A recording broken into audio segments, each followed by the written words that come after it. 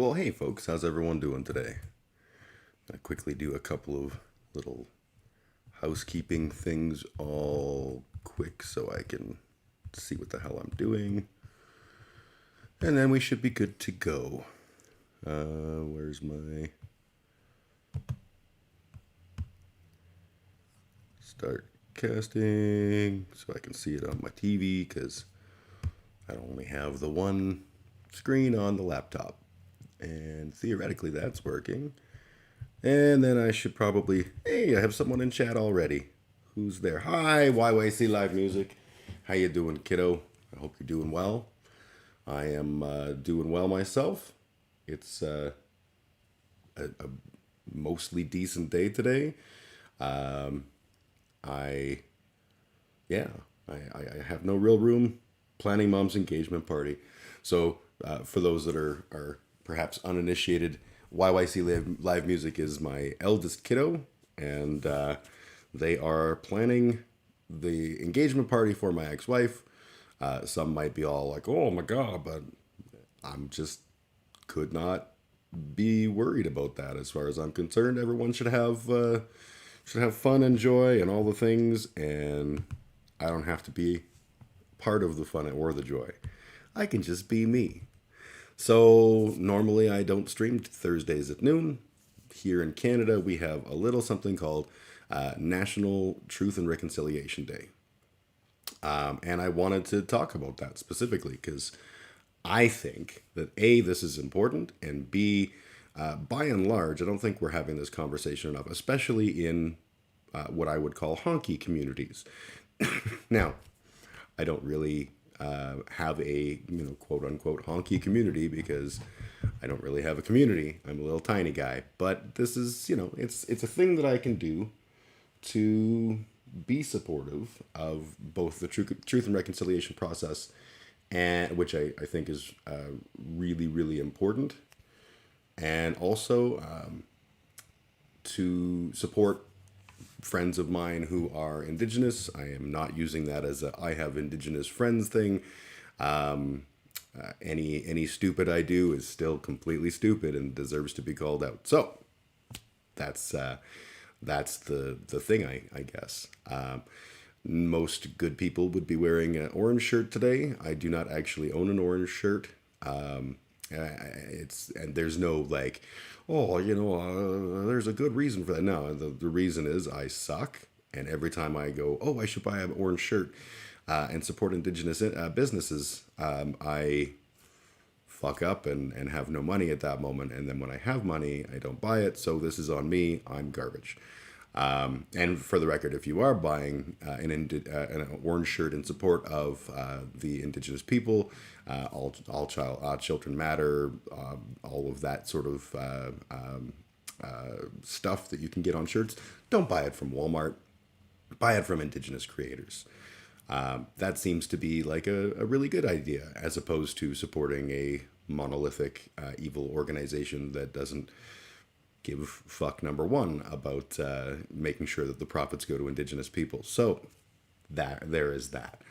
I am, however, wearing a shirt today. This is a local band from Siksika, which is the band is called Iron Tusk. Siksika is a nation that is right sort of beside my city, and the band is phenomenal. They are an Indigenous band making like doom kind of stoner kind of metal. I don't know what they would call it, but that's what I would call it. And they are fantastic. And some of the people that I know from our music scene who have over many years made me a lot better of a person, especially when it comes to understanding Indigenous issues, Indigenous people, all of that stuff. And so, yeah, give them a listen, give them some support. And the guys that are in that band are in other projects like No More Moments, After the Prophet, Beyond the, why do I always fail at the name of that band? Beyond the something. I own the fucking t-shirt. I can't think of it for the life of me. No More Moments is probably my favorite. It's a like super fun punk rock band, and just awesome. Iron Tusk is phenomenal. Give their I think they've got a new album that I haven't heard yet, but they did a 2-song album called is it Dreamcatchers. Fuck, let me just. I'm failing at hyping my friends right now because it's not like I've ever hyped people before. Quick jump onto Bandcamp here, and we can see the album is called Dreaming City. Or sorry, Dream Eaters. There's two songs, Dreaming City and Cloud Eater, and it's a fantastic album. There's a whole bunch of Iron Tusk albums that are out. Give them a listen, give them some love, and give them your money. I actually had the opportunity during the early days of the pandemic. We did a live stream together where I was a host for the live stream, and we did it was After the Prophet, Iron Tusk. Was it Iron Tusk? I think it was Iron Tusk, and a non-indigenous band whose name escapes me too. Fuck, I'm bad at life. Oh well, I have coffee. Things will be better with coffee. So, anyways, Truth and Reconciliation, I think, is a super important conversation for Canadians to have. Probably for all people to have. Someone is phoning me right now. That's kind of neat. I don't think I'll answer that call. Yeah. Cool. So yeah, Truth and Reconciliation, pretty much everywhere on Earth is the result of colonization. I say pretty much because obviously there are exceptions. England. Well, I suppose no. There's indigenous people everywhere, and a lot of the result of colonization was that indigenous people were not necessarily given their fair shake. And Truth and Reconciliation is about the combination of trying to make good on the relationship. I'm probably oversimplifying that, but also the truth part. The truth is really important. In Canada, our truth is that this was an exercise in colonization. Our truth is that we signed treaty agreements with various indigenous groups and then lived up to none of them. And the systems that we implemented are let's be honest, they have systemic racism baked right in. A lot of people, especially people whose complexion looks a lot like mine, will say, "Oh no, this isn't no. I mean, we had racism, but it's over now." That would be wrong. That would be wrong and silly, and an example of why truth is an important part of this conversation. In order for us to reconcile and figure out how we're going to move forward in the world we're in, we need to be honest about it. We need to be able to have what are ultimately uncomfortable conversations that we kind of deserve to have because we're the colonizers. Now, colonizer as a term is often something that people find really shitty. The argument is dude, I was born here. I didn't colonize anything. And that is accurate. But the reality is that Indigenous people in Canada are living in small segments of what was once all of their land. And that we came in and we sort of, booted them around and got our selves established. That means that it was a product of colonialization, and we, as the inheritors of that system, are colonizers. When I first started engaging on this topic and was told that I was a colonizer, I did not like that. I did not like that at all. And in my circumstance, I can tell you that my family came here long after colonization was taking place, at least the concept of actively colonizing. But that doesn't change the fact that, uncomfortable though it was, it's still factual. And I had to understand that and come to grips with what that means. I guess the way that I would explain it is simply that, we are living on indigenous land. This is Turtle Island. And as a result, we are, we are experiencing the colonization that took place to get us all here. That's probably an awkward and less accurate way of putting it, but I'm a honky and I'm terrible at this. This is why we need to have these conversations, because we need to be able to better communicate and understand. What makes this particular occasion interesting to me is that this is the first National Truth and Reconciliation Day. I live in the province of Alberta, where the Alberta government was like, we're not doing that. But a lot of businesses are recognizing the holiday anyways. The business that I work for is one such business, and I am, as a result, not working today, which is, cool, whatever. And as a result, I thought it would be a good day to do a little digging into the whole truth and reconciliation thing, and some of the movements that go into and hand in hand with that, such as land back, which is another one of those terms that when we hear it, we get a little bit like, hey, what am I supposed to do? Move to England? And I want to make sure that it's understood that that's not what land back is about, and that's not what truth and reconciliation is about. Reconciliation was a word I think that they picked intentionally, and I'm speaking entirely out of my own understanding of things and not out of anything that I know to be true. But reconciliation as a word doesn't mean, forgive and forget. It doesn't mean justice. It means fixing things in as good a way as we can to be able to move forward with honesty and integrity, which, uncomfortable as it is for honkies like me, that's not what we brought to the table. We did not bring honesty and integrity when we first arrived here.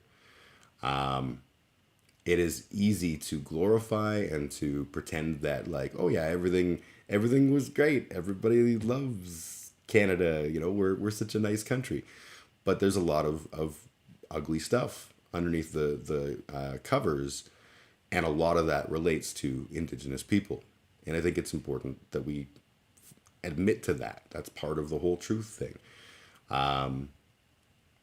The Indigenous causes have been a little bit more in the spotlight lately, which started with the discovery of children at a residential school in Canada who were in mass graves. The residential school is no longer obviously operating. That whole program ended in the 90s, was the final residential school. So, in my lifetime. But we know that there was, particularly early on in the process, there was plenty of Indigenous kids who were essentially scooped up off of their reservations, brought to residential schools for want of a better term, for whitening up. And then they were, in some cases there was neglect causing death. In some cases it was sickness causing death.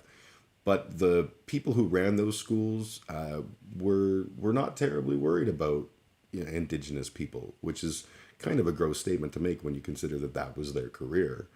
But it says a lot, I think, about where we were at as a country and what was acceptable. So instead of doing the right thing and saying, hey, this person has died, they would just bury them in an unmarked grave and tell the family, oh yeah, I think your kid just ran away, probably. Why? The only answer is because they just didn't care.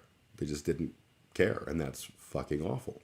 Now, how did they know this was the case? Well, the Indigenous people who lived in the area have basically for the last 100 years been saying like, listen, this is happening. They are, when kids are dying, they are burying them. Oftentimes, it is actually not the school is burying the bodies, but the school is like, getting the residents of the school, the indigenous kids, to like, okay, we're gonna dig a hole now. Okay, throw in that dead body there. Okay, shh. And so like the exact locations of these grave sites have been known by the indigenous communities, and the fact that this has happened has been known by indigenous communities, and they've been saying, hey, we need to do something about this. This isn't okay. And the Canadian government has very, very staunchly responded with, they're there, they're there. Not admitting anything, not doing anything to, it's one thing to be like, hey, I don't believe that that is true. I don't think anyone in the Canadian government has ever thought that. They were like, yeah, that's probably true. Why would we bother? Who cares? They're dead.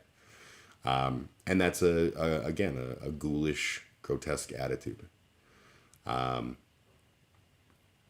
This is an example of the kind of truth that needs to come out as part of truth and reconciliation, because you can't think about it like this. Okay, so you've got a person that you're dating, and you break up, and you find out that that person has told every single person in your mutual friends list all kinds of monstrous stories about who you are and what you did in the relationship and all these things, and they're not true, right?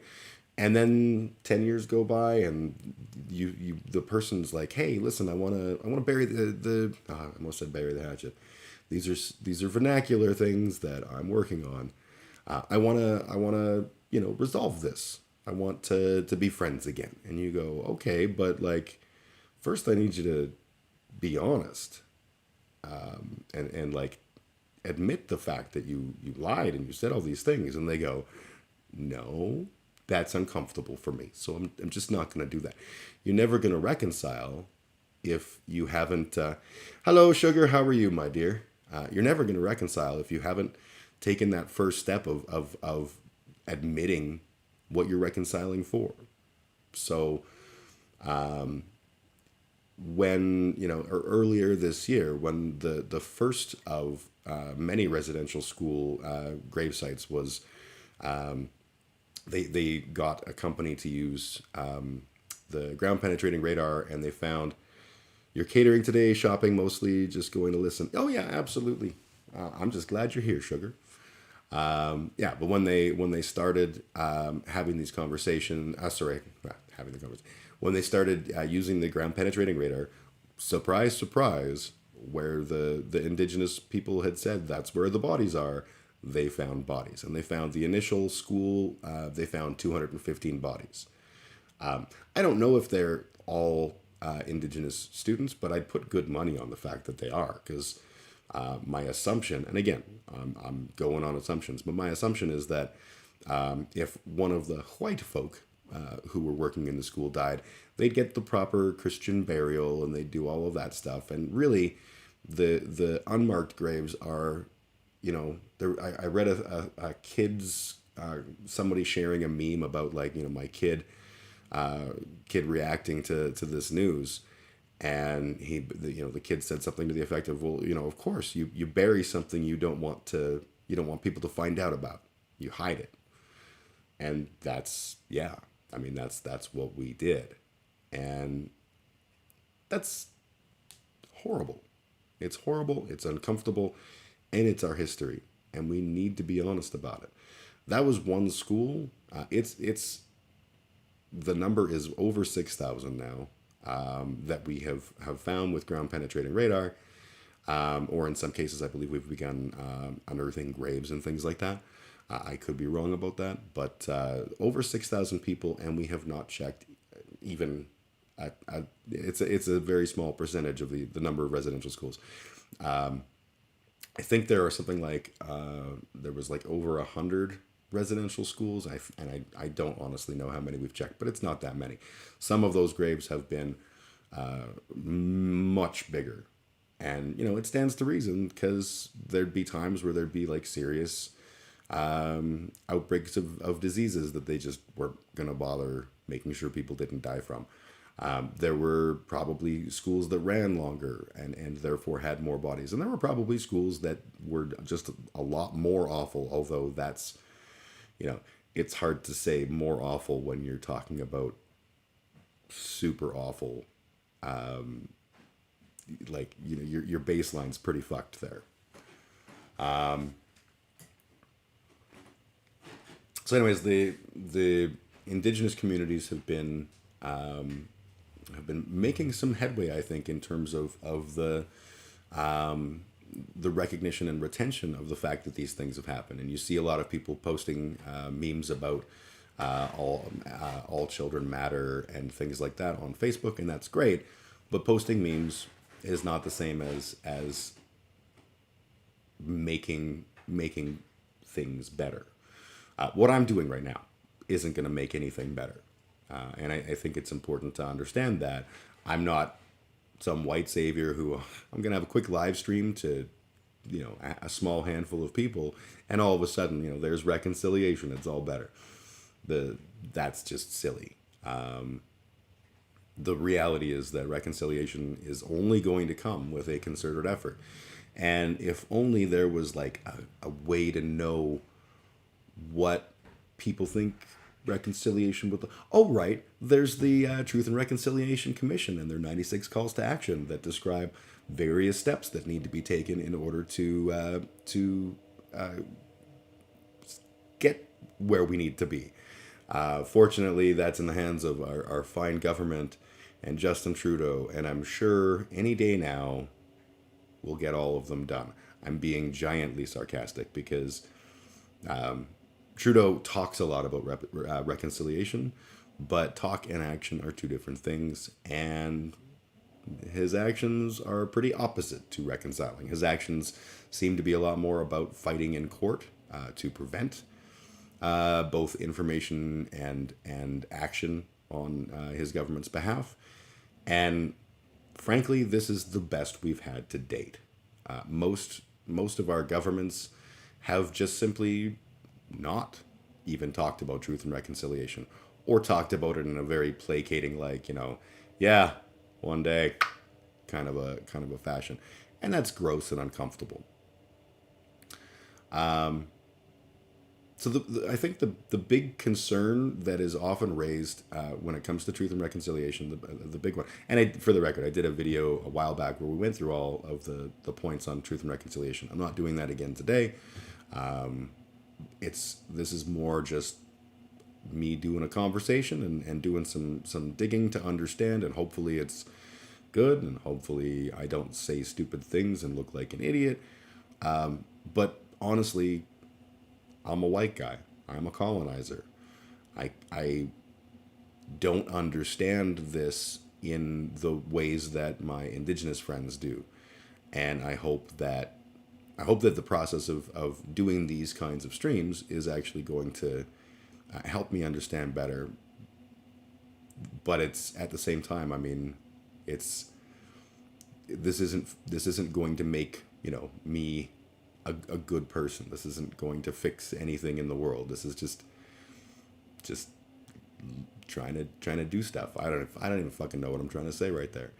Suffice to say, I'm kind of conflicted about anytime I do these, because I worry that it's going to be just like, hey, look, a white man saying white man things and getting the concepts wrong, and like, oh boy, pat him on the back. Like when like single or when like dads that are shitty ex-boyfriends get photos playing with their kid on the one time a year they play with their kid, and they put them on Facebook, and everyone comes along and posts like, oh my god, you were such a great dad, look at how much your kids love you. And it's like, no, that's all well and good, but is that true? So my fear is always that, to me, this is an important conversation, and it's an important thing that I think us honky folk need to understand and hear. And me talking about it ain't the same thing as as Indigenous people talking about it. But also, I think people like me do need to talk about it. So that's why I'm doing this. I don't know if that makes sense. Anyways,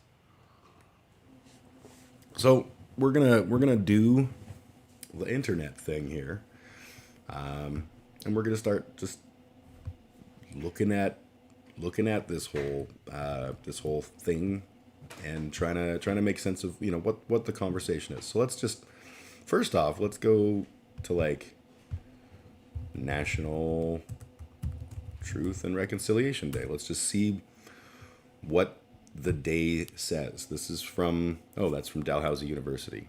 That's probably Canada.com. That seems like a better location. So September 30th marks the first National Day for Truth and Reconciliation. The day honors the lost children and survivors of residential schools, their families, and communities. Public commemoration of the tragic and painful history and ongoing impacts of residential schools is a vital component of the reconciliation process. I find this interesting because reconciliation absolutely has to do with the survivors of residential schools and all of that. But there's a lot more in those calls to action. There's a lot of talk about like the missing and murdered Indigenous women movement, which is another group that has a series of calls to actions, and it's actually a lot more calls to action. And I'm surprised that this just focuses reconciliation as I understand things, and again maybe I have this wrong, but reconciliation is the overall relationship between the sort of the rest of Canada, the colonial aspects of Canada, and the Indigenous people. So that it talks to residential schools, but it talks to a great deal of other things like the Indian Act, and that's what we called it. It talks to honoring of treaties. That's like there's a lot of stuff here, and I'm surprised that the Canadian government's first and only thing in the first statement is about residential schools. One moment, please. I must give child tobacco. Oh shit! Bad throw. Sorry. Anyways, the creation of this federal statutory holiday was through legislative amendments made by Parliament on June 3rd, 2021. Bill C5, an act to amend the Bill of Exchange Act, the Interpretation Act, and the Canadian Labour Code, received royal assent. Wear orange. Obviously, I suck at that and don't own an orange shirt. I need to resolve this, and actually, I should do that today. I will be buying an orange shirt today, and I will be doing so from an Indigenous group, a company made up of Indigenous people. So, Orange Shirt Day is an Indigenous-led grassroots commemorative day that honors the children who survived the residential schools and remembers those who did not. This day relates to the experience of Phyllis Webstad, a northern. I hope that's pronounced Shuswap, but I don't. Obviously, I don't know what the hell I'm talking about. From the Shuswaps, I'm not even going to try and attempt to say that. It's another example of the default stance of colonialism is everyone has to talk my language for me to be able to communicate that with them, and that's a bad thing. The languages, and I say languages because Indigenous people have many different languages, and they're all struggling to maintain themselves because of the overwhelming reality of life in Canada being a English and maybe French environment. And so I have what we call white mouth, and I don't know how to say these words, so forgive me. So a group from the Shuswap on her first day of school when she arrived dressed in a new orange shirt, which was taken from her. It's now a symbol of the stripping away of culture, freedom, and self-esteem experienced by Indigenous children over generations. I don't want to go into like this is what we're going to be doing in terms of how we're going to do there's a APTN sunrise ceremony, various events, and that's all well and good, but let's see, Truth and Reconciliation Commission and its calls to action. 140 federally run 140. See, I didn't know the number. Federally run Indian residential schools. In fact, let me just quickly show you. If you type in to Google how many residential schools in Canada. Oh, well, that's new. In past, when I have typed this in, it has been like there are over 100 or at any one time, but they never actually, I didn't see a number associated. So I'm actually kind of surprised by that. Obviously, or I wouldn't have typed that in. So 140 federally run Indian residential schools, which operated in Canada between 1831 and 1998. Last school closed only 23 years ago. So I have children who were alive. Not just me, but my children. I guess two of my children probably were alive when that last school was closed. Survivors advocated for recognition and reparations and demanded accountability for that lasting legacy of harms caused. These efforts culminated in the Indian Residential Schools Settlement Agreement, apologies by the government, the establishment of the Truth and Reconciliation Commission, and the creation of the National Center for Truth and Reconciliation. I had the honor, actually, of listening to one of the chiefs who was a big part of the establishment of this National Center speak, and it was really fucking cool. So, anyways, there is a link here. The commission released its final report detailing 94 calls to action. And this is a direct response to Call to Action 80, which called for Federal Statutory Day of Commemoration. And being Alberta, we know how to deal with when people tell us what to do to commemorate and be decent. We go, not in Ralph Klein's Alberta. So Alberta is not recognizing this as a statutory day, but a lot of businesses are. And certainly anyone federal is. So if we, that's sort of the official Canada government page on this, but I feel like there's a lot more that we could be talking about. Look, Google even has the red. This is probably because it's google.ca. But yeah, let's take a look at the Truth and Reconciliation, sort of like what it means, because I think it's we'll go to the Truth and Reconciliation Commission of Canada website. Okay, so how ironic. The TRC website has been archived using the Wayback Machine software. You can view the archive version by clicking here. Does this mean that this is actually... Oh, because the Truth and Reconciliation Commission was closed. Obviously, why would we want to keep current with anything? That seems just ghoulish. That's not going to tell me what I'm looking for is, what is meant by Truth and Reconciliation. Let me see if I can find something. Maybe that just got moved or no, it's still the Wayback Machine. That's, maybe I'm reading this wrong.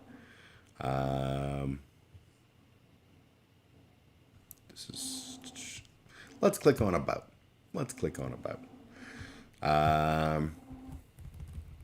I guess it is. Maybe I'm wrong. Maybe I'm 100% wrong, and that it really is focused on the residential school system. I thought it was a larger movement than that, but I've been wrong before. Probably wrong now. So, the truths of residential school survivors, families, and communities are honored and kept safe for generations. The NCTR educates Canadians in the profound injustices inflicted on First Nations, Inuit, and Métis Nation by the forced removal of children to attend residential schools and widespread abuse suffered in those schools. We preserve the record of these human rights abuses and promote continued research and learning on the legacy of residential schools. Our goal is to honor survivors and to foster reconciliation and healing in the foundation of truth telling.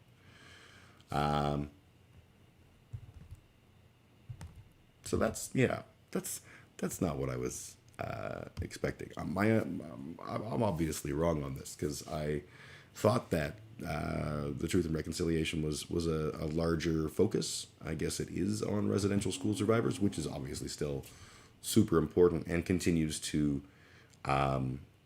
dominate not just the information we're talking about, but also the lives of Indigenous people. I think that Indigenous Canadians, either they were a part of the residential school system, or they were impacted by family members who were part of the residential school system. The system was very effective at gathering up Indigenous people and doing its best to eradicate Indigenous culture. It's weird because like I remember reading about Indigenous culture in school when I was a kid, and I'm fucking old, so the education I got isn't the same as the education the kids are getting today. I can't speak to what that looks like. Probably shitty, but I can't say. But we got told about things that the Indigenous people did, like the May Day celebration, and if I Google that, this isn't really sort of May Day celebration.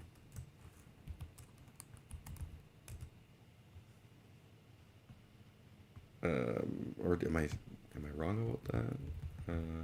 Yeah, this is a Farmer's Almanac thing.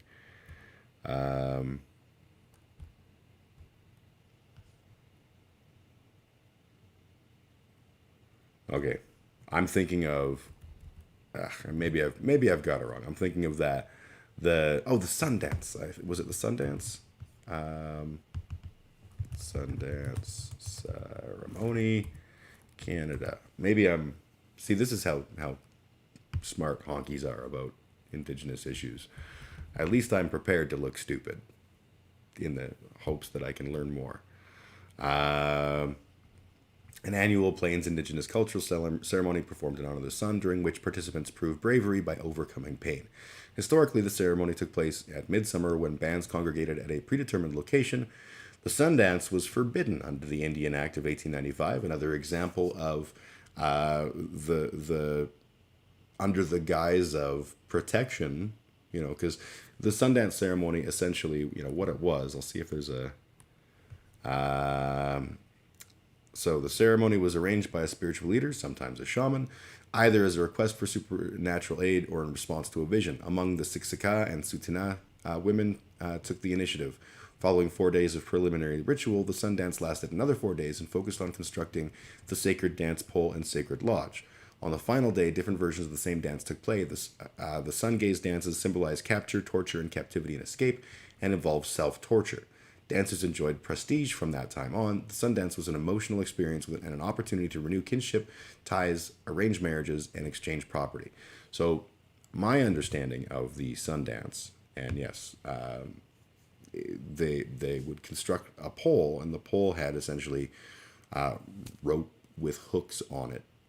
And again, I might be just a dumb white guy getting everything wrong here, but my understanding was the hook would go through the flesh of the chest, and you would essentially dance around the pole and be in pain. There's probably about 1 million different variations on things, and I probably got one story as a white guy growing up in Alberta that probably is not a typical answer to what was the Sundance. But this is what I was taught, was just this is what Indigenous people did. And I was taught that the practice was stopped by the Canadian government through the Indian Act, because we looked at this horrible, horrible, awful thing and we said, that's just wrong. And everyone went, oh, why didn't we think of that before? And we made it illegal, and the world was a better place. Now, that's not what happened. Instead, it's just another example of crushing another culture under your boot heel. and basically saying, we know what's best. You can just stop trying to be all unique and having a culture of your own. We're going to make it illegal for you to practice that. It's easy to pretend for that this was done as a kindness to stop this barbaric ceremony, but it's not barbaric. As a matter of fact, I'm someone who has been hung up on hooks before. So, and I chose to do that specifically. It was my 40th birthday, and I chose to do that as a overcoming pain thing and just the experience of it. There are photos. I'm not going to share them. In fact, I don't even think I have them on my computer, but there is at least one picture of me blowing out my 40th birthday candles on Facebook while hanging by my back from hooks. That's something I've done once and only once. I probably will never do it again. It was not a heroic moment for me. It's easy to imagine that this was like some cool guy, tough guy moment, when in fact the whole story is they did the piercing part, and that hurt, but I got through it. And then they attached the rig, and they let you sort of walk around with the rig on for a little while, and you get used to that. And then they attach it and slowly start to put pressure on the line, and the rig goes up, and you start to be pulled. But it's quite a lengthy process, and a lot of touch points of like before you actually are up in the air.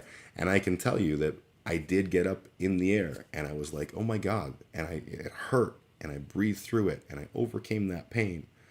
And I was like, holy shit, this is a thing. I'm doing this. And immediately I turned fucking green when the adrenaline hit, and I was like, I'm going to puke everywhere that's a place right now. So it's not a heroic story. It's not something they're like, oh, good old Jim sure overcame pain. That I overcame pain, just not violent nausea. I didn't end up puking, but it was touch and go. But again, like, there was nothing barbaric in what I did. There's nothing barbaric in this ceremony. But the Canadian government was like, how about we stop doing that? Because your culture is scary to us. And I think at the core, that's the thing is, we came here and wanted to, colonize. That's exactly why we came here. It wasn't just to check stuff out. We came to colonize. And we did colonize, and we were awful good at it. And then we had to, embrace the fact that we were kind of scared of these people. When I say that, I don't think I'm being incorrect. I'll give you an example. We talk a lot about the War of 1812 as Canadians because it's one of the few times we actually look tough. The War of 1812, we went to America and we burned down your fucking White House. Ha ha lol. I was reading a history book about the War of 1812 and about the events sort of, that led to it. And it was actually a phenomenally interesting read. It was the book was done in a sort of fiction reading vibe. I can't remember the name of the historian, but he does Canadian politics, and I've read a couple of his books over the years. But one of the things he talked about was Tecumseh, which is probably something I'm saying entirely wrong again. But Tecumseh was a hero of the Indigenous people of Eastern Canada, if I'm not mistaken. And the fear that a lot of Americans had about the Indigenous people, because they were, fed this whole thing about how they were, wild and dangerous, drunken savages. That narrative hasn't changed terribly much. We still seem to like to promote the idea that that's who Indigenous people are. But the fear was in fucking tents. And when Detroit, so Detroit was an important city to the war effort at the time, and Detroit is across the river from Windsor. Although I don't know that Windsor existed at the time, but I honestly have no idea. But Detroit was one of those, like, it was a key foothold to get Canadian troops, or more accurately, British troops, into the U.S. And somehow we thought it would be wise to basically send like the smallest group of people that you could imagine. Like I think it was like 3 boats or something, like really, really small invading force, but it was most of those boats were indigenous people. And the mayor of Detroit heard that a bunch of indigenous people were coming with the Canadian army to storm the city and take it over. And he was so terrified of Tecumseh and the indigenous people that he basically just, signaled surrender before they even saw who was coming. And he was like almost catatonic, curled up in a ball in his chambers. And when they realized that the size of the invading force was ridiculously small, and the Detroit would have been able to withstand the attack, it was too late, and Detroit fell before anything really happened, out of just this terror of the awful savages. And that terror was, oh no, these terrible people are coming, and they're going to rape our women, and they're going to you know be drunk and violent and kill everybody. You good? Sorry. It's okay. That's racist. It was based on ignorance at the time, but I think it was also based on the fact that Americans knew that they were assholes, and they had historically treated indigenous people fairly poorly, and that there was no having a conversation. If they were coming for war, then they were coming to fuck shit up. I don't know. Again, I'm speculating. What the fuck do I know about anything?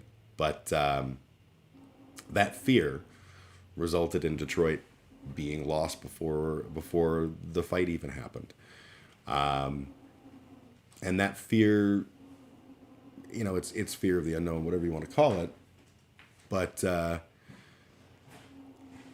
lasted I would say, to this day. I was raised, like I say, I'm old as fuck. I was raised in a area where there was the only indigenous person that I knew in throughout all of my elementary and junior high. There was a kid named Harvey Caffrobe. I could very well have the name wrong. I might be mixing. No, his first name was Harvey. I don't recall his last name, but he was a foster child of a white family down the road, and he had leukemia. And so weren't they wonderful for helping foster this poor sickly boy who needed all the love and help and stuff. And I do not know whatever happened to him. The family, I don't think, stayed in the neighborhood. I certainly lost any track of them over the years. Didn't the government steal kids and put them with white families? Yes. So that's where I was actually going. This was the next stage of the residential school program. When we canceled the residential school program, we still did all the same things that we were doing in trying to de-Indian them. So we put them into a foster care system instead. This took the form of the 60s scoop or 60s sweep. I can never remember which of the two it is. And later the birth alert system, and just the end result being a huge disparity in the number of indigenous people who are in the foster care system. And to this day, you get paid more if you're fostering an indigenous child than if you're fostering a white kid or whatever. So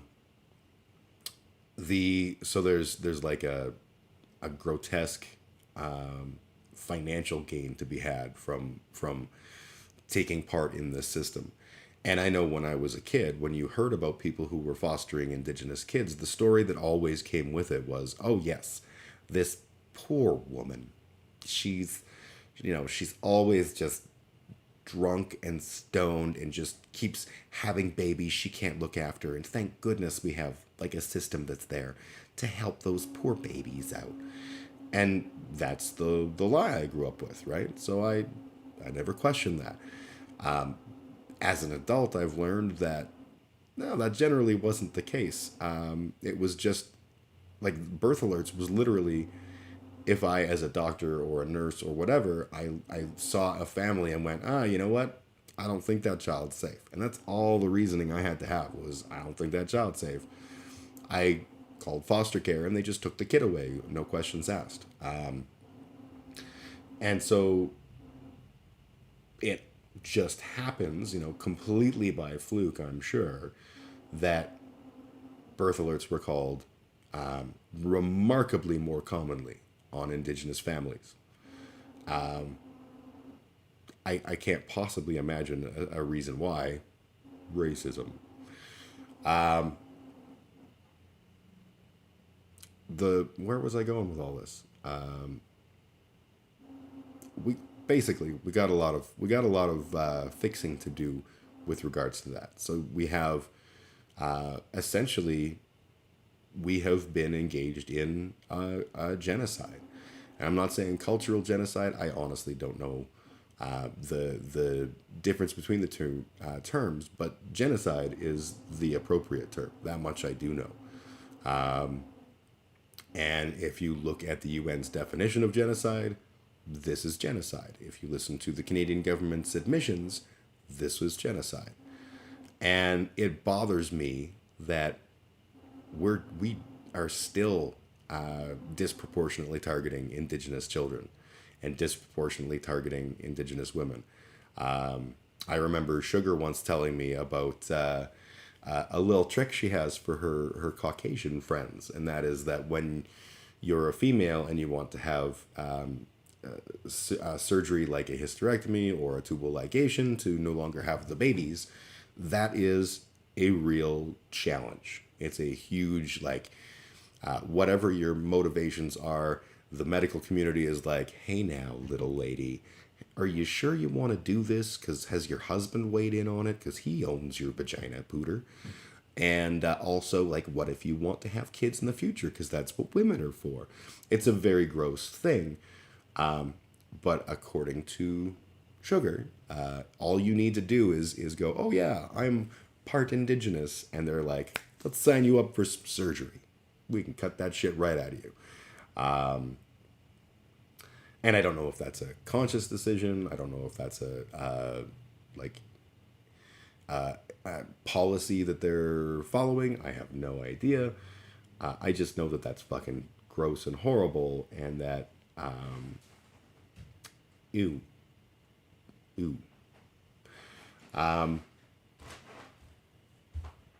Where we're at as a society is it's a lot harder to point and say this is systemically racist, because things like when people talk about systemic racism, we talk a lot about show me an example of a specific law that specifically targets a particular ethnicity or whatever. That would definitely be an example of systemic racism for sure, but it's not the only example of systemic racism. An example of systemic racism would be creating a scenario where Indigenous children are taken from their homes more, where the value of wiping out the culture in the child is considered to be a good and noble deed. That is systemically racist. Don't know what to tell you there. Obviously, systemic racism in Canada applies to a lot of people who are not Indigenous. It definitely, hey Bender, how you doing, my friend? It definitely applies across the board to Indigenous people. Bender had a story recently of he was going for I believe you're going for a jog at night, and didn't hear cops saying, hey, stop. And suddenly they were taking you down. I think, did they pepper spray you? And the one cop was like, "I love it when the Indians fight back," or what. Like, it was just horrible, overt racism, and that kind of thing. Well, that's just perfectly okay in Canada, because we don't talk about it and we pretend like it's just a bad cop. It's one bad cop, except that there's a whole fucking lot of bad cops and no good ones. So that's a bit of a thing to deal with in that regard.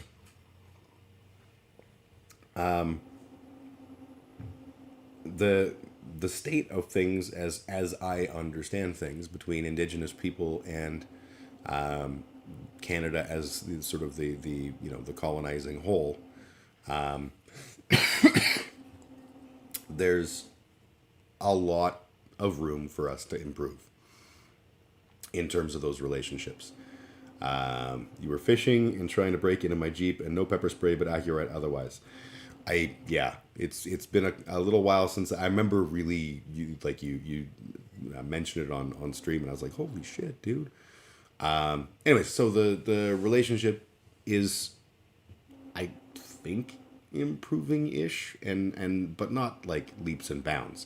I think things like establishing the Truth and Reconciliation Council was a important step. The lip service that Trudeau has paid to Truth and Reconciliation has probably been very helpful. But at the end of the day, there's a lot of reservations that don't have clean drinking water. There's a lot of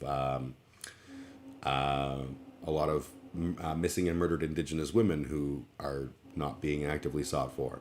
Meanwhile, we're all excited to solve the case of the young internet sleuth who is now gone and dead and stuff. I heard Dog the Bounty Hunter is actually on the case now. Way to go, America. But yeah, missing and murdered Indigenous women is a significant problem, and it's more than the problem is larger than just that Indigenous women are being targeted. It's that there's a blind eye being turned to resolution for that.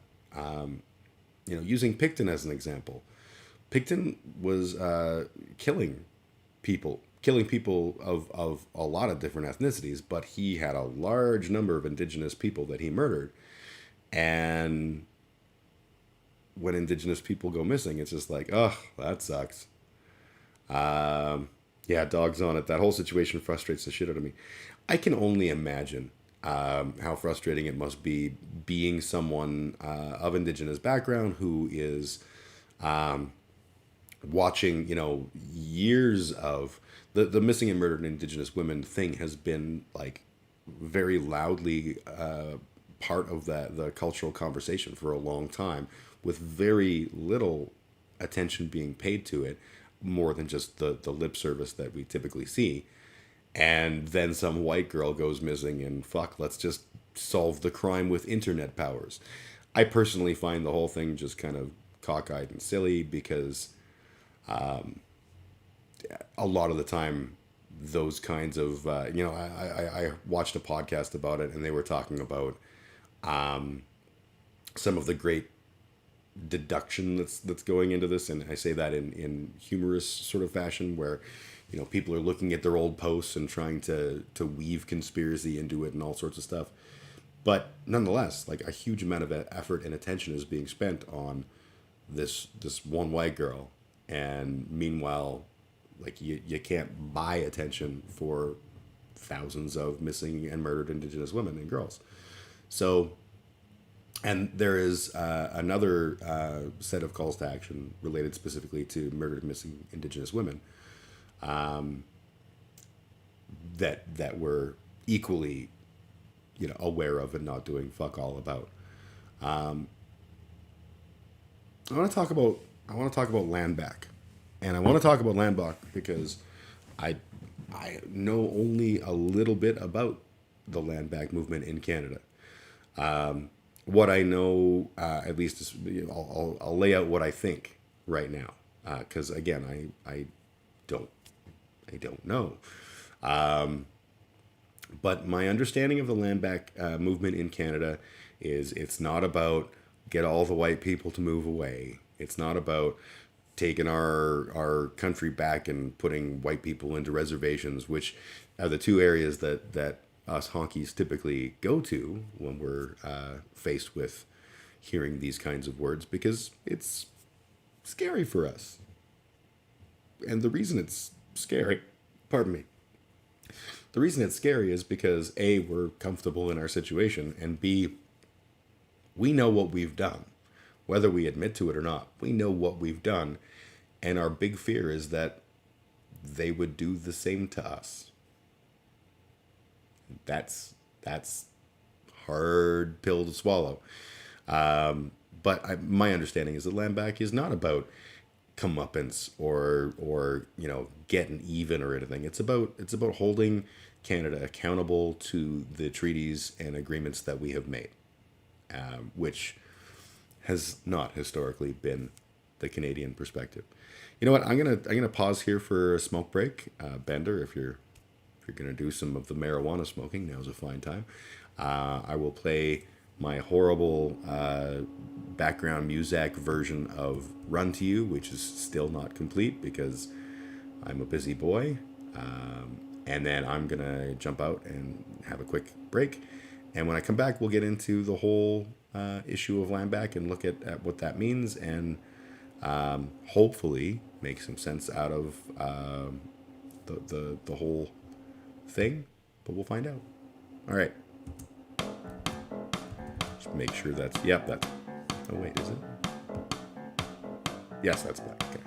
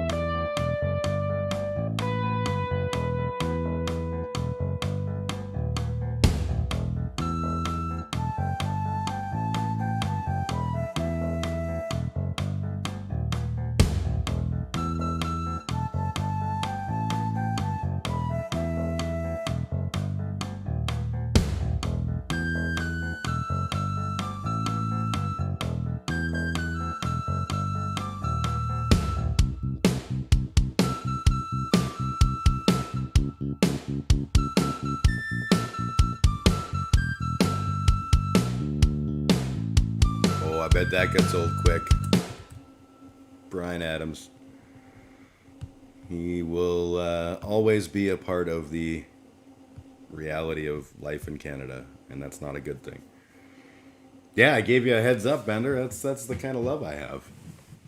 All right, so we were going to talk about land back, and I outlined what my understanding of land back is.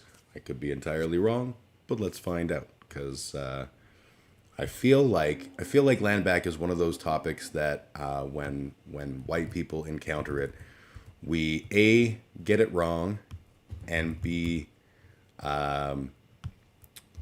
think that land camp, yes, land back movement Canada, perfect. Yeah, I think we get it wrong. I think we read into it a lot of our own insecurities, and that's problematic because we don't get a good answer to what it is. We allow our insecurities to rule us, and as a result, we push back against it when we probably shouldn't be. Well, probably. Again, let's find out. So we're going to go to the first link here from the David Suzuki Foundation. Land back is an indigenous-led movement with a rich and complex meaning. In the words of Isaac Murdoch, land back is people returning back and finding their place in those systems of life.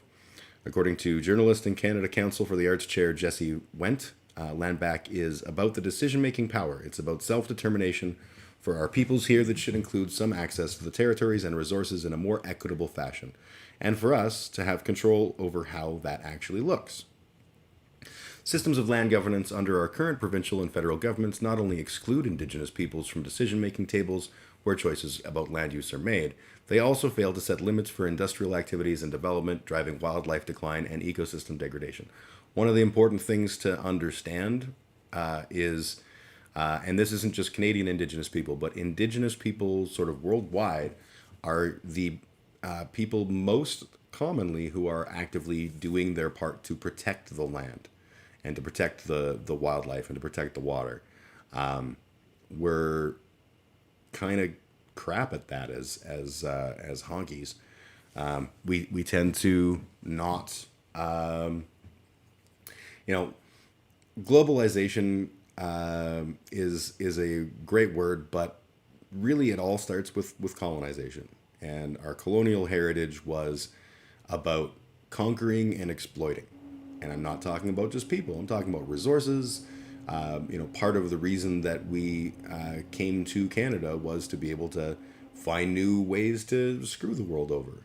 Obviously, they wouldn't have put it like that, but end result. Anyway, so getting beyond myself here. Systems of land governments under our current provincial and federal governments not only... Oh, I already said that part, sorry. David Suzuki Foundation believes that land governance in Canada must change to recognize and uphold Indigenous rights and responsibilities and to restore nature's once abundant ecosystems. I don't disagree. So what happened to the treaties? This is the point I was getting at earlier. Throughout the history of Canada, Indigenous people have been removed from the lands that once sustained them, relocated to ever-diminishing reserves. In some territories, Canada and Indigenous people signed treaties to share the lands and waters. Notice the keyword some territories. So, for example, I live in the great city of Calgary, and great is in giant quotation marks. We are on territory that was ceded. That said, I don't believe that Treaty 7, which is the treaty that we signed, I don't think that the people who signed it from the Indigenous perspective knew that they were ceding their territories. And it's a whole... There's a whole lot of stuff about that.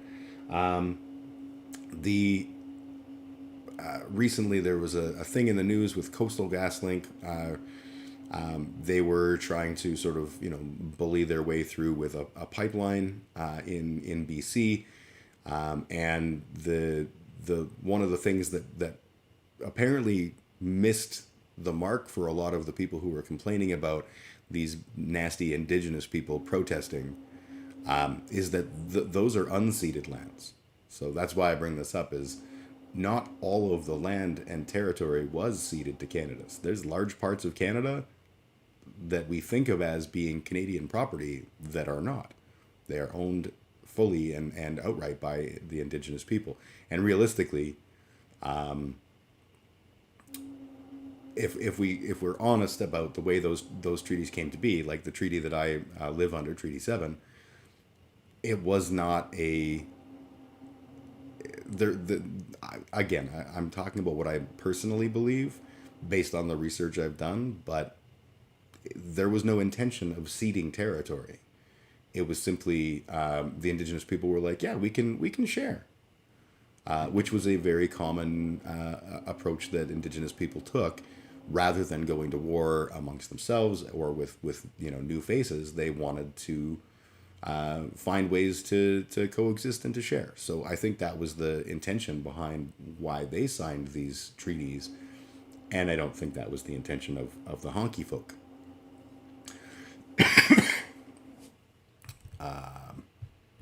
So, in some territories, Canada and Indigenous people signed treaties to share the lands and waters, but Canada's implementation of the treaties has, in almost every instance, failed to honor that understanding. In other territories, Indigenous peoples did not sign treaties. In these territories, Indigenous people made no legal arrangements with Canada to share responsibility of the lands and waters. In essence, Canada took governance of those lands and resources without consent.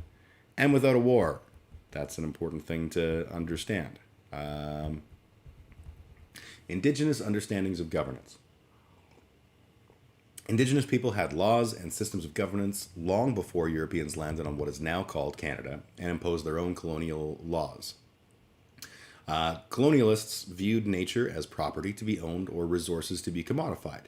In contrast, many Indigenous peoples speak of inherent rights accompanied by inherent responsibilities to the natural world. For example, University of Windsor Faculty of Law Associate Professor and Associate Dean Beverly Jacobs says, "Our laws are always about that responsibility, our relationships, reciprocity. As Amy Kraft, University of Ontario Associate Professor, explains, we can see the challenge in the images of land defenders coming up against the state police. Both are lawful. Both are employing their own systems of law. What you have are two legitimate legal authorities that are saying two different things. The resulting conflicts over land use decisions point to a need for Canadians to have conversations, sometimes difficult, about what needs to change to ensure more just systems of land governance." I don't really like this explanation at all, because it hasn't really explained anything. So let's try a different, I don't know what 4rsyouth.ca .ca is, but we'll click this link and see. What is 4RS Youth?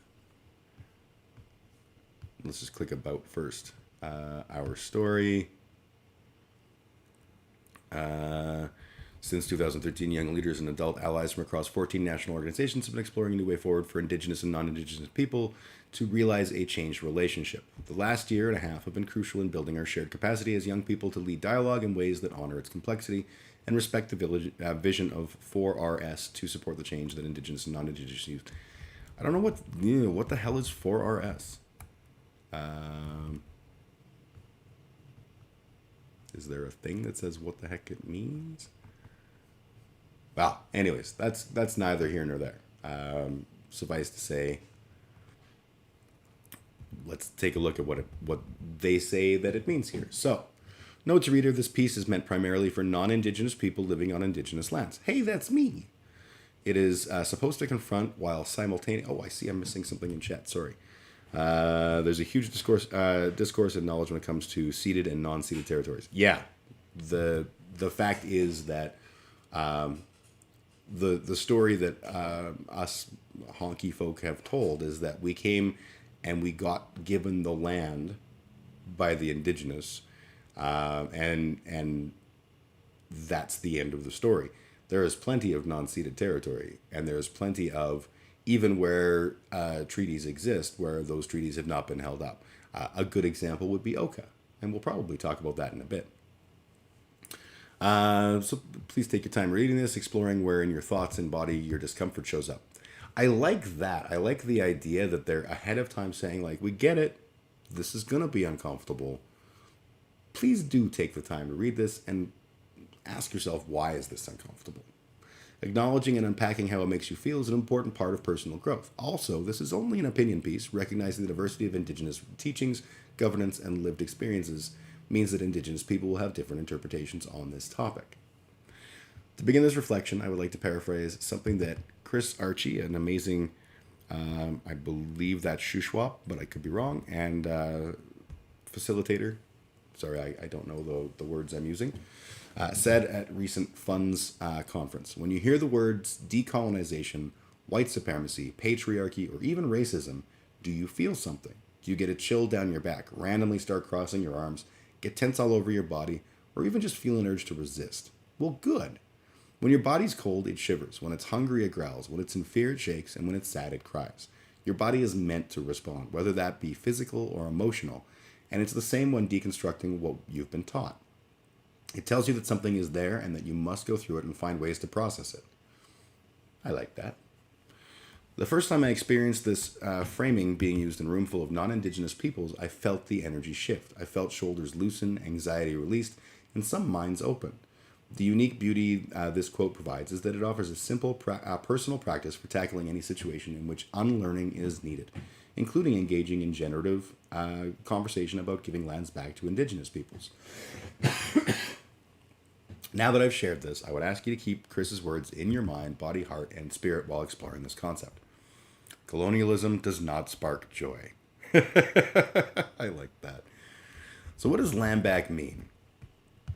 While these words seem straightforward enough, this phrase encompasses a complicated and intergenerational web of ideas and movements.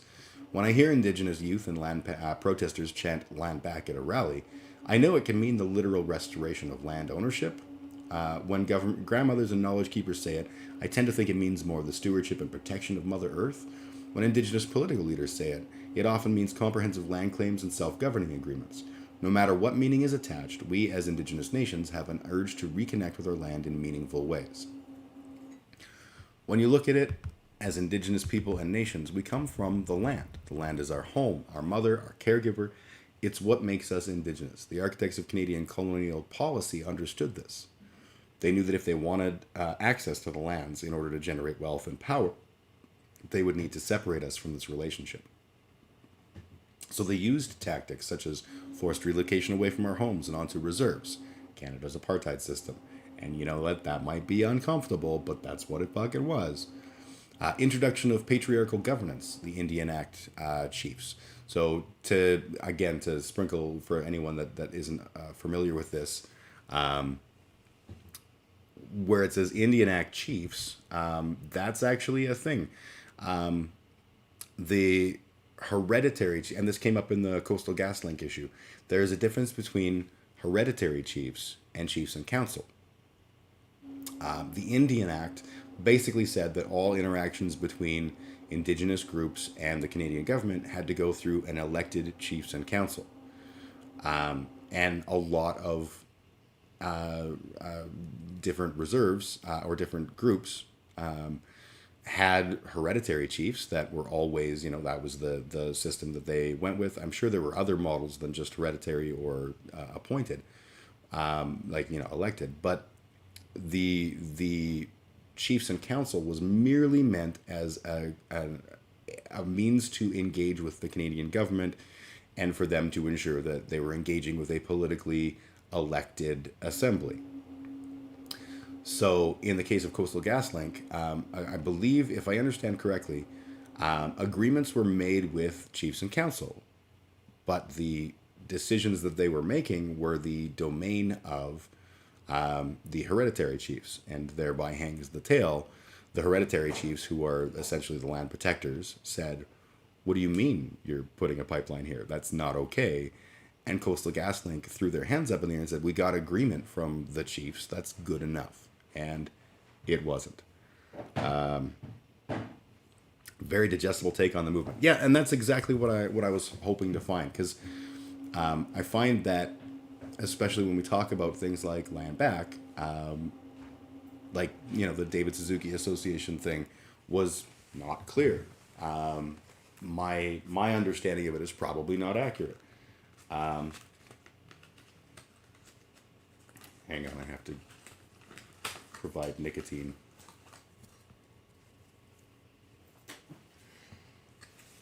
All right, sorry. Anyway, so that's the whole, that when they say Indian Act chiefs, that's what they're referring to. Starvation of traditional resources, such as buffalo massacres, which the buffalo massacres in Treaty 7, that directly led to the signing of the treaties, because one of the things that is very prominent in the treaty is the promise, not kept, to provide knowledge and tools to allow Indigenous people to sort of pivot into a more agrarian type of society rather than a hunter-gatherer type of society, because the buffalo were disappearing. The Indigenous people were like, well, shit, what is it exactly that we're supposed to eat if there's no, we've always done we've always used the buffalo as our main staple, and other animals, but the buffalo was a big one, and they're disappearing. Here come these honkies who are like, we'll teach you how to farm. Great. Then we gave them the worst farmland in all of Alberta to live on and went, yeah, we're not bringing you the things we promised you. Sorry about that. Anyways, breaking family units, things like residential schools, and knowledge transfer. And knowledge transfer through Indian residential schools, targeting women and children with violent policies, limiting our access to the land cultural practices, and even making it illegal for us to fight in the Canadian legal framework for stolen land. These were systemic tactics intended on destroying our relationship with our mother. And really, there's just no arguing that. Considering this, non-Indigenous folks need to understand that land back is about much more than land.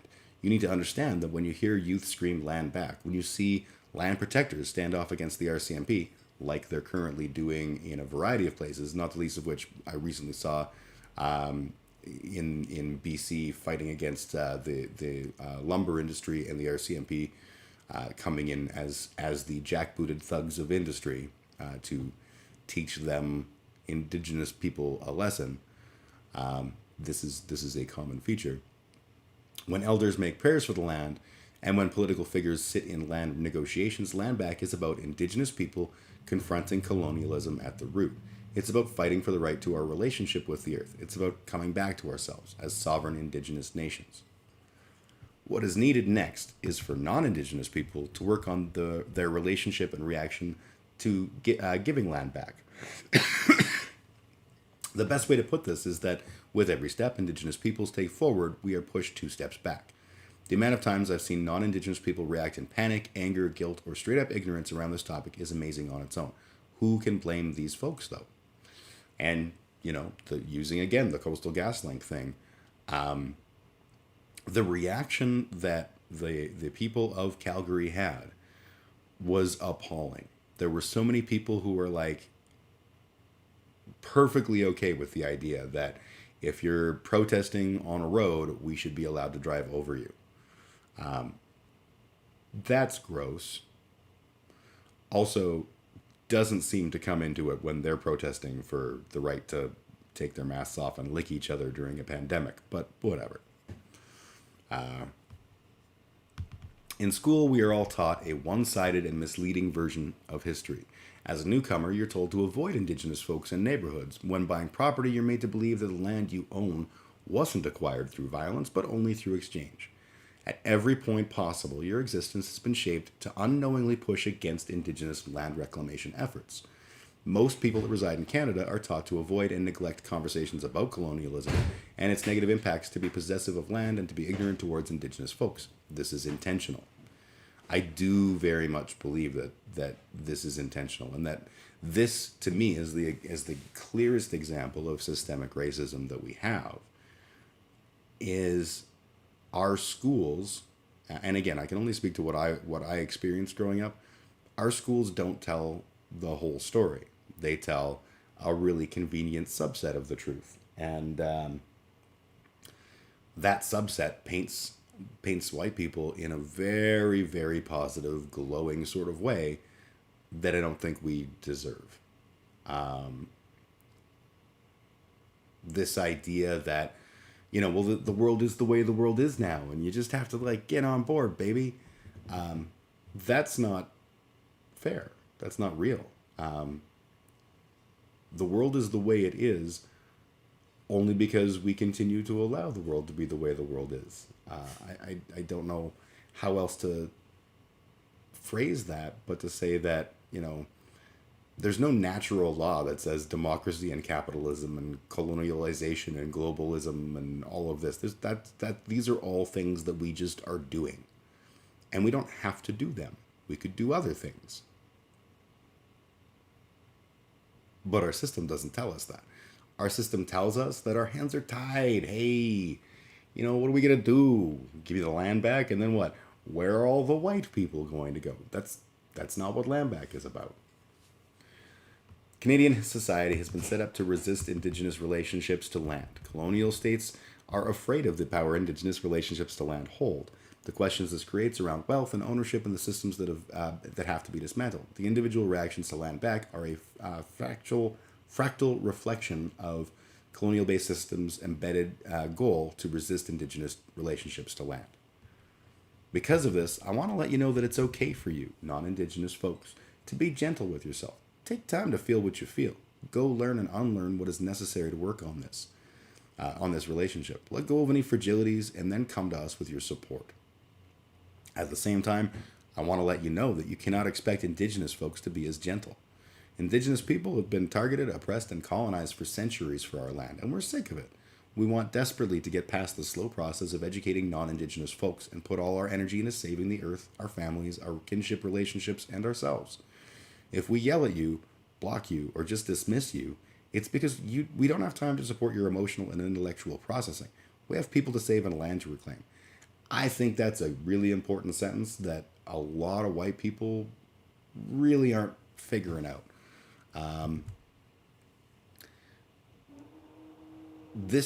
It may feel new for us. For me, as an example, I'm 48 years old. I'm an old timer. I grew up in a system that didn't talk about any of these things. I grew up with the government-based assumption that Indigenous people were dangerous and probably, through no fault of their own, wink, wink, were all drunks and blah, blah, blah, blah, blah. All of the things that do a really good job of me not taking that voice to heart. I have worked through some of these things. But these things, when they come up as new thoughts for me and new experiences for me to have to sort of put into context, well, they're not new for Indigenous people. Indigenous people have been living this reality for however long, 150 years of plus of Canada, plus presumably before that. Frustration, very real. Amount of energy necessary to take every single honky and go, no, here, let's talk about this. Probably at an all-time zero. That's kind of why I want to do these streams from time to time, is to hopefully unburden some of my friends that are Indigenous from like, why can't white people shut up and listen to me as I babble about this, probably wrongly and probably not damagingly wrongly, but certainly from a honky perspective, rather than once again relying on Indigenous people to just continuously have the same conversation that they have been having for 100 years, 200 years, however long we can call it. Honky as it is, haha. Well, it's my word. We're taking it back. So when I've encountered scenarios where I have reached out to Indigenous people to ask questions, I have always done so with the, like, I don't want to have this conversation because I should be able to not have to make you have this conversation. I should be able to do a little research on my end. I should be able to put a little bit of the labor in to learn things myself. And I think I can fairly say that I have done a good job, hopefully, in not making my education other people's problem. Hopefully. Maybe I'm wrong. I don't know. It's hard to know. I'm a honky. We don't know much. That's not true. We know lots of stuff. We know globalization and colonization. I know that I can't provide readers with the end-all answer on how to practice solidarity around land reclamation, but I do have some tips. Here are some ways you can begin to unlearn your your reactions to land back and practice being in a better relationship with Indigenous peoples around land reclamation. Research whose land you're on. If you live in the Americas, you live on someone else's land. Figure out this relationship. I would recommend starting with the Whose Land app. So there's an app that will actually tell you whose land you're currently on. Follow Indigenous social media accounts that tackle these topics. This will help desensitize you to some ideas and realities. I'd suggest Indigenous meme pages, Indigenous artists, land protection camps, international Indigenous movements, and local community organizing groups. Here's some to get you started, and there's a bunch of examples. Big tip. Please do not react out of guilt, anger, or fragility. Observe and support when possible, but do not burden Indigenous folks with the emotions of your processing. That's a difficult thing to do, but it's an important thing to do. And I guarantee you, I've been guilty of this. I'm sure that Sugar, who is I think still listening, is probably giggling because I know that she and I have had conversations where I have done exactly the wrong thing and reacted out of guilt, anger, and fragility. I'm working on that, and hopefully it's getting better. Learn about Canada's treaties, the difference between treaty territory, unceded land, traditional territory, and land claims. Research moments in which there have been land reclamation. Would highly suggest looking when Vancouver City gave land back to the Musqueam Nation. Be inspired by other non-Indigenous folks who are finding bold and creative ways to actively support land reclamation. Read Yellowheads Institute's pieces on land back. That's it. I hope you learned something. So I really liked this article, and like I say, I obviously wasn't coming at this from I know what I'm going to be getting into. We started with David Suzuki Foundation, which didn't really. It just sort of said, land reclamation, also land protecting, and that was about it. Not surprising. David Suzuki Foundation is an environmentalist. That's going to be his focus. But my understanding of land back, I think, was not that far off, and it was that there is treaties in place that should be honored. There is conversations that need to be happen or that need to happen that have not been happening historically because people of my complexion, honkies as it were, don't have to have those conversations.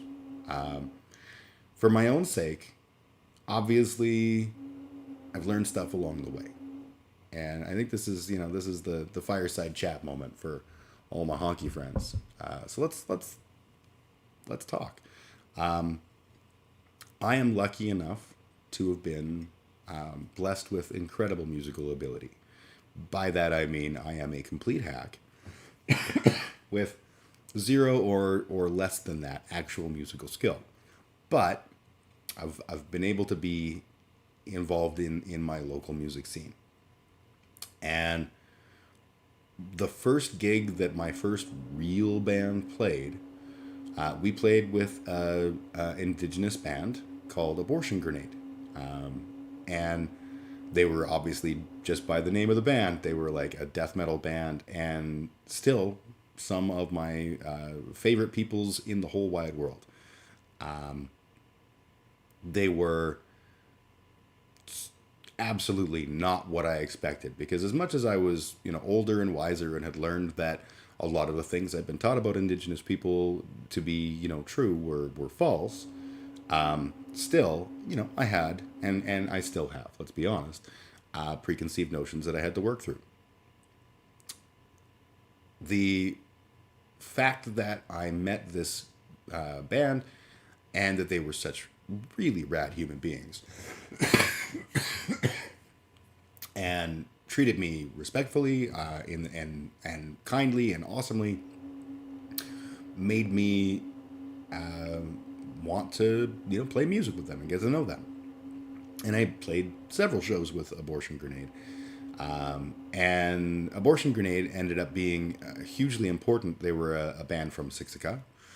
And I think that it's fair to say that Abortion Grenade inspired a whole generation of bands that came along afterwards, and then inspired a whole generation of bands. And a generation, maybe, like, I'm not talking 20 years of of human life or anything like that, but Abortion Grenade spawned groups like No More Moments, and I think No More Moments can fairly be said to have spawned groups like After the Prophet. And yeah, there's some members of both those bands. Like Carlin Black Rabbit is in both No More Moments and Iron Tusk, and like the blah blah blah babbling.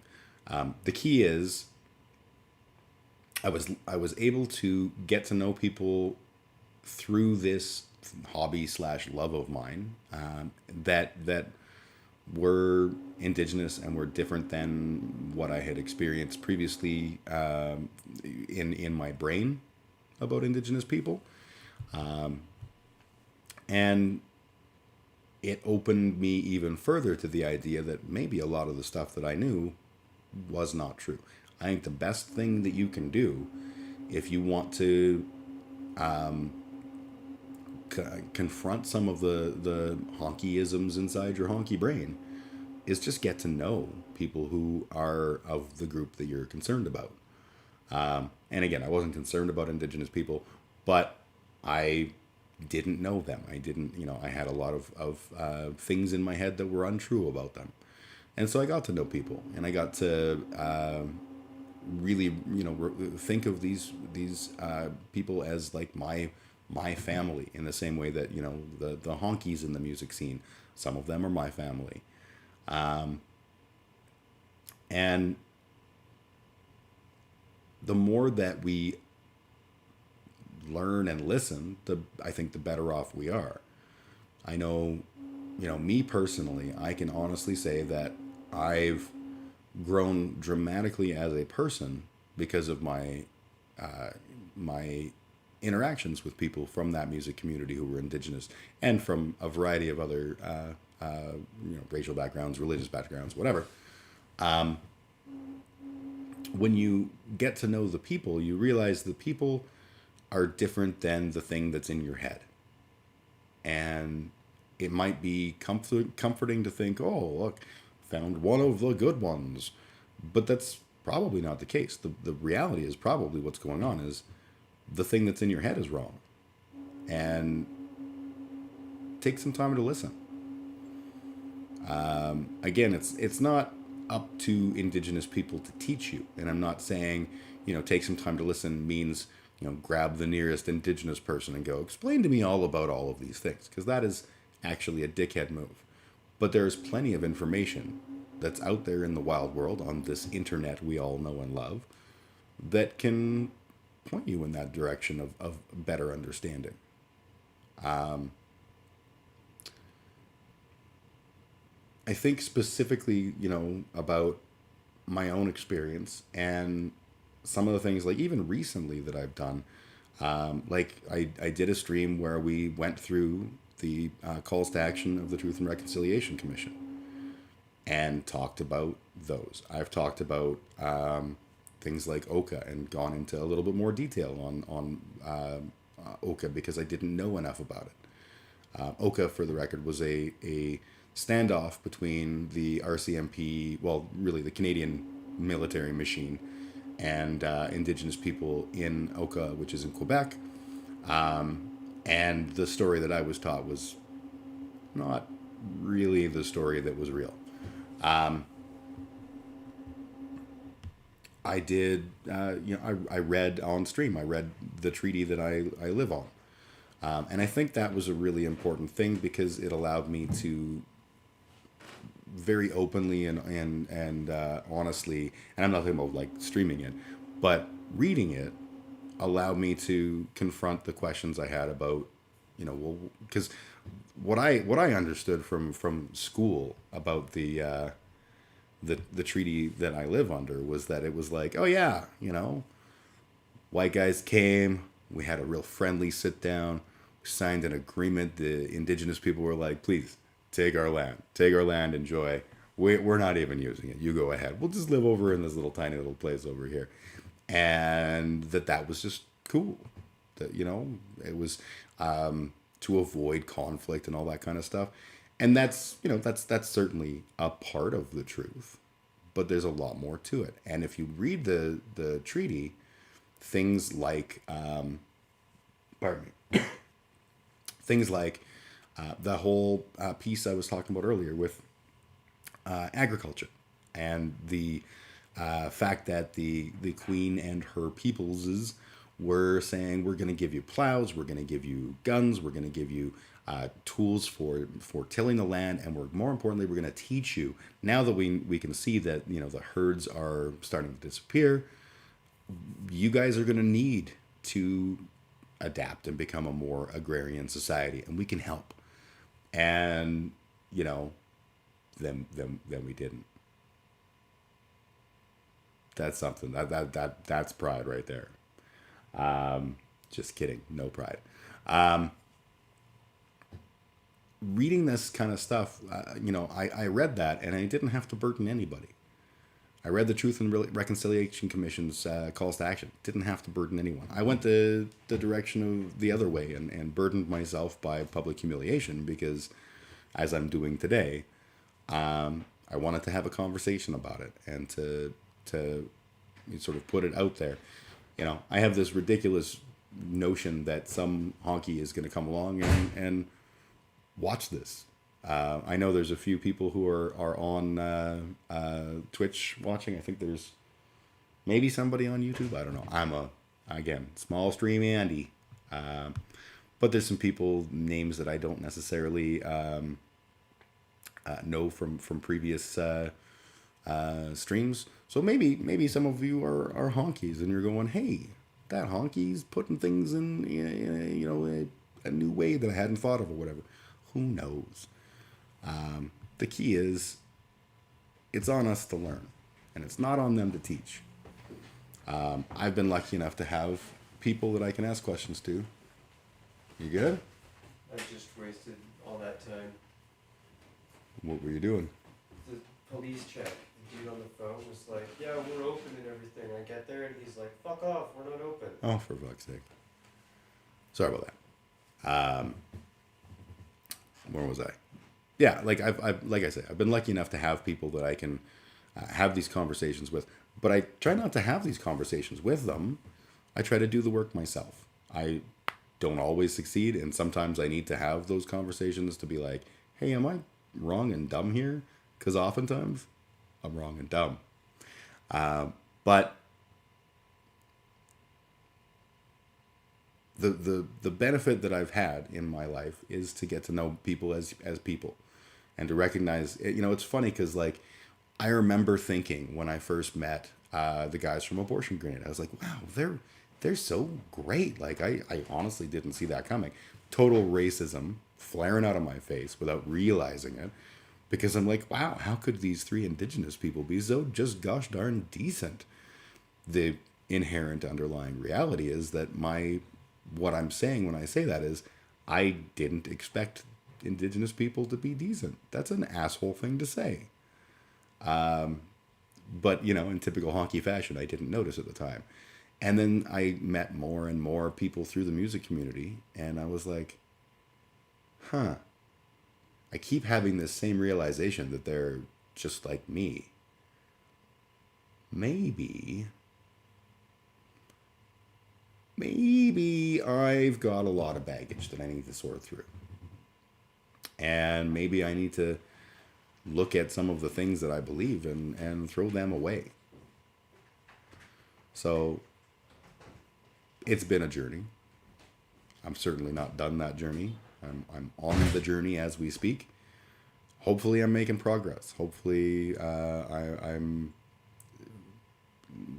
learning and growing and improving and becoming less dumb and stupid about the whole topic. But the key is, hopefully, along the way, people are coming with me, and they're you know, I had a conversation last night with my stepson, who is not legally my stepson, but a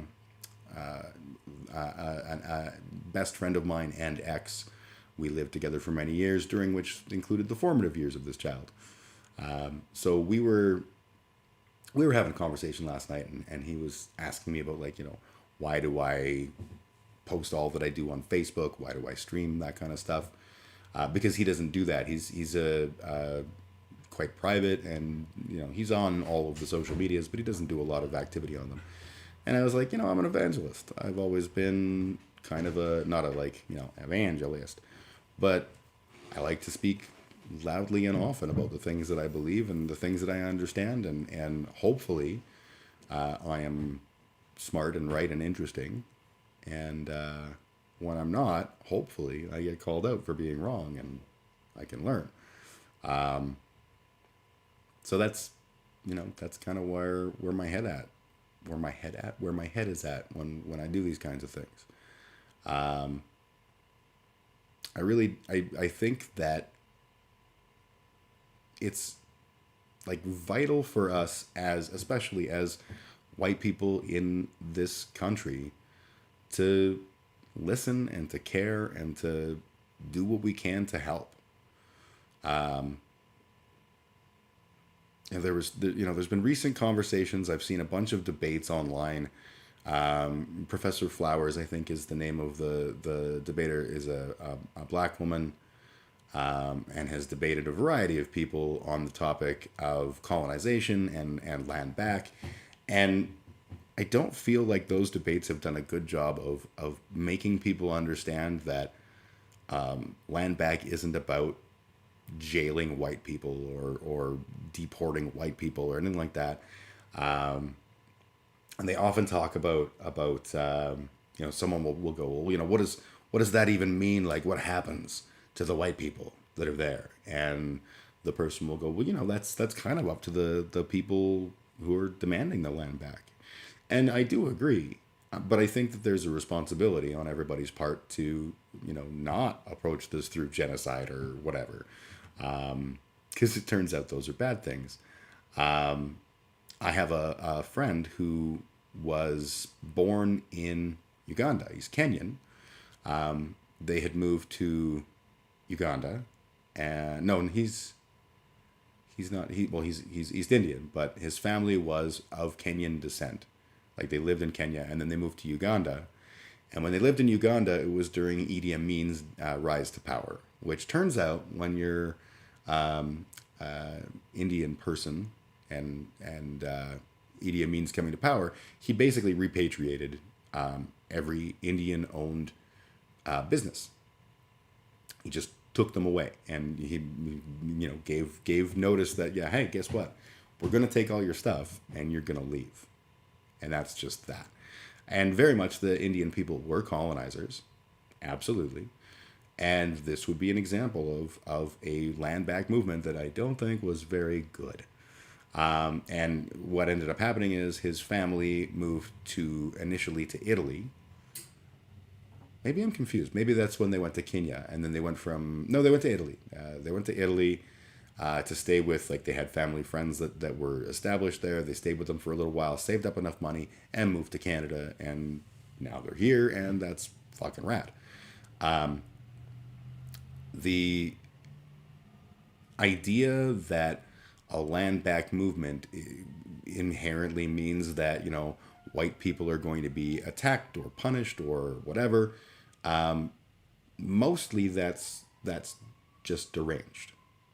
It's a kind of cowardice that we can hold on to and be like, hey, look at me, I'm scared of stuff because I know how shitty my people were.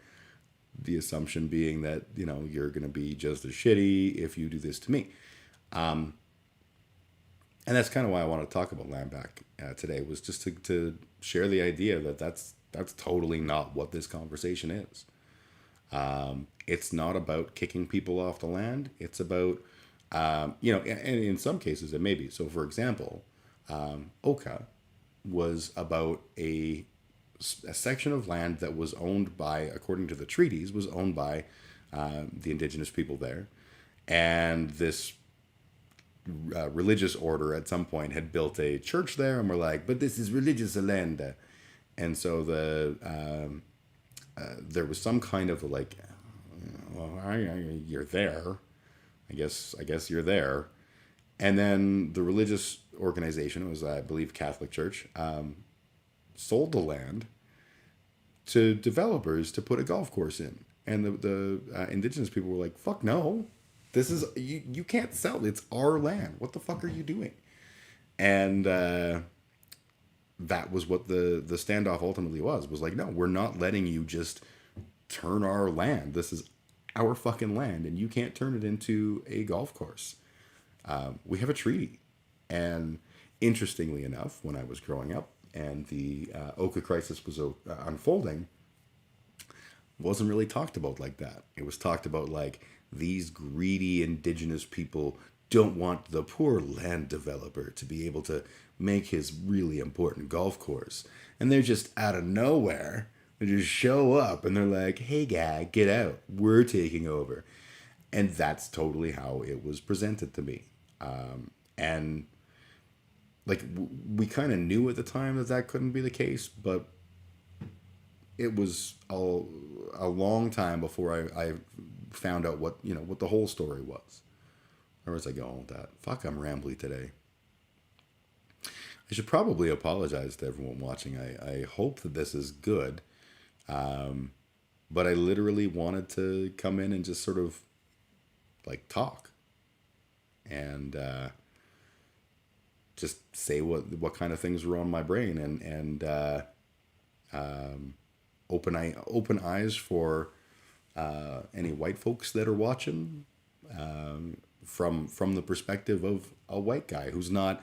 I'm not here going, yes, the indigenous people should take over and I will be their little servant boy. I don't mean that at all. I'm a regular person going, hey, you know what? It's not what you think it is. It's going to be all right.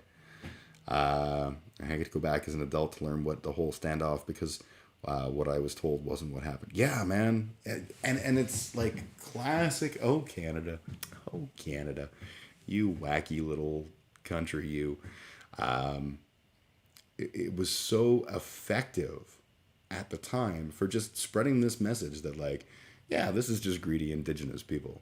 And not like, I grew up with this foolish idea that there was truth in media and that there was a the media was the fourth estate, and that it was important that the media be independent and be integral or integritous, and all of that. The truth in journalism era. So I just took it for granted that if the media is saying it, it's got to be true, and I broke myself of that habit a long time ago. But then you have to go back and look at all the things that you were, when you encounter, so Oka came up in a conversation one day and I was like, huh,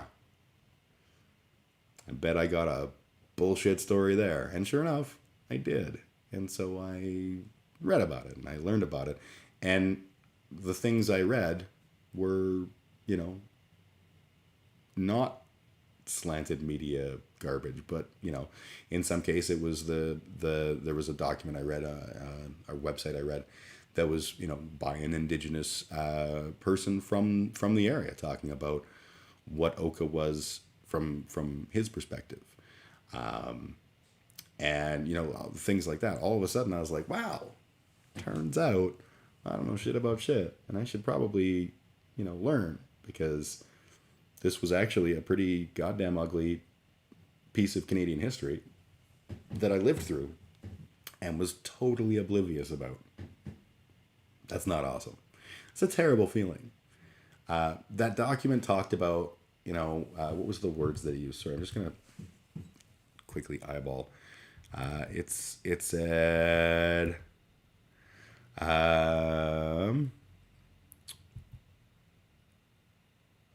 I should just look for.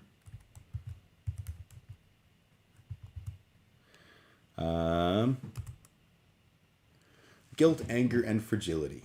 Fragility is one of those terms that, fuck, do we ever hate it, don't we? Fragility sounds awful, and really, it's the best possible word for it. But we immediately, when someone says, "Well, you're being fragile," immediately we just lose our shit. And I don't mean just honkies here. I mean everybody. You say you're being fragile. Fuck you. I'm not fragile. And I kind of think that's partly related to toxic masculinity, but that's probably a conversation for another day. And yes, if you're watching, clearly I am a socialist and a terrible person. So, cat's out of the bag. But anger, fragility, and what was the other one? Anger, fragility, and guilt. These are all things that we feel when we encounter these things. I've talked in the past about my reaction when I was first called a colonizer, and I very fragile. I'm not a colonizer. Christ, my fucking people didn't even come here when all of that treaty business was going down. I had nothing to do with it. Doesn't mean I'm not a colonizer. Doesn't mean that I'm not living in a colonial system and engaged in a colonial system that benefits me at the expense of the indigenous people of this land. That would make me a colonizer now, wouldn't it? Yes, it would. Anger, less so. I'm not really an angry person. I don't really generally get pissy about stuff. But guilt, absolutely. And I've gone through my share of guilt. And not like that fake ass, white guilt bullshit. I mean, legitimate, as I got to know indigenous people, I was like, ugh, I'm fucking terrible. I've not been a good friend to people. I've not been a decent person. Ew. And yeah, that's a guilty fucking feeling. And I'd love to tell you that I got through it. I still have those moments, and I still have to work on that. Being angry, being guilty, reacting with fragility, it's just not worth it. It isn't going to fix the problem. It isn't going to make you right. It just alienates you from people, right? I have been lucky that the people in my life who I have gotten to know who are indigenous or who are black or who are, pick a thing that's not cishet white male. The people that I have known have been kind enough to help me through. I'm very lucky in that regard. But that's That's not everyone's experience. And if I had reacted out of that fragility and been like a pissy pants bitch about like fuck you, I never did colonizing. I'm a good person. You're the wrong one. Those people would have shut down on me. They would have been like, okay, you know what? Cool. You're right. We're wrong. We're just going to go over here. Guy with all the power who's now butthurt about the fact that I used the word. Fine. And they'd have been right. I'm glad that didn't happen. I guarantee you it happened in some scenarios. Nothing comes to mind, but that probably is just more me not thinking about, objectively about it. Fragility is a real problem, and it's because we aren't used to being called on our shit.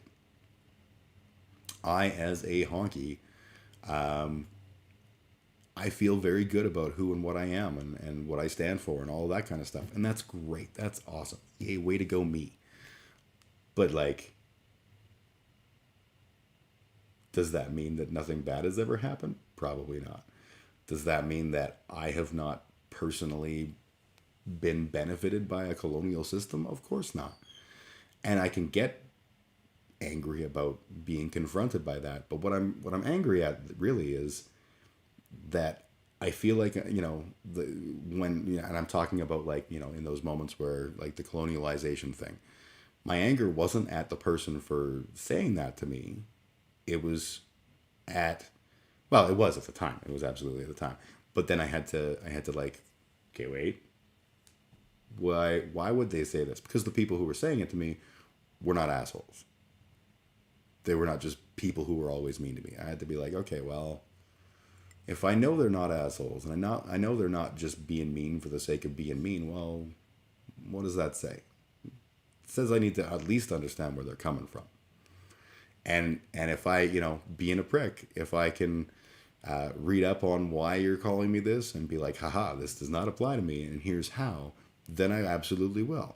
And when I read up on it, it was like, oh, this absolutely applies to me. Fuck.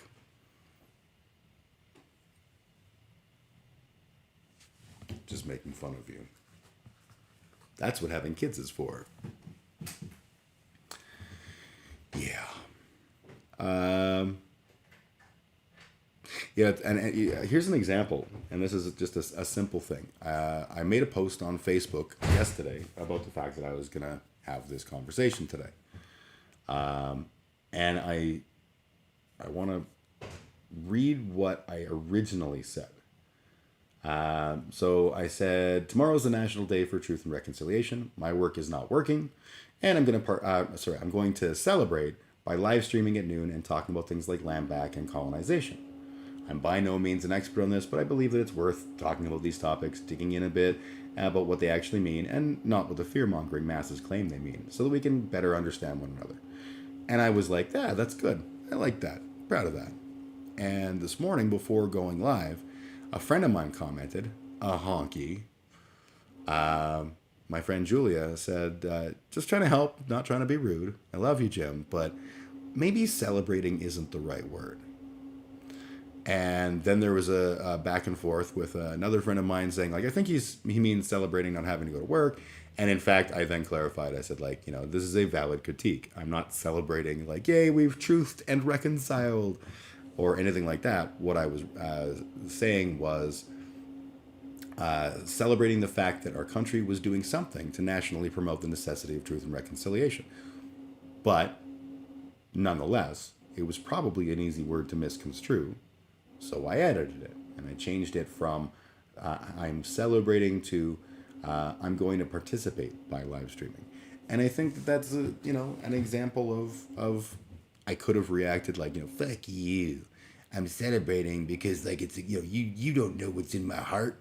When in fact what I did was I read it and went, I could see how someone could read that and be like, oh wow, what a dick. What a tone deaf asshole. And so I explained where my head was at, but I changed.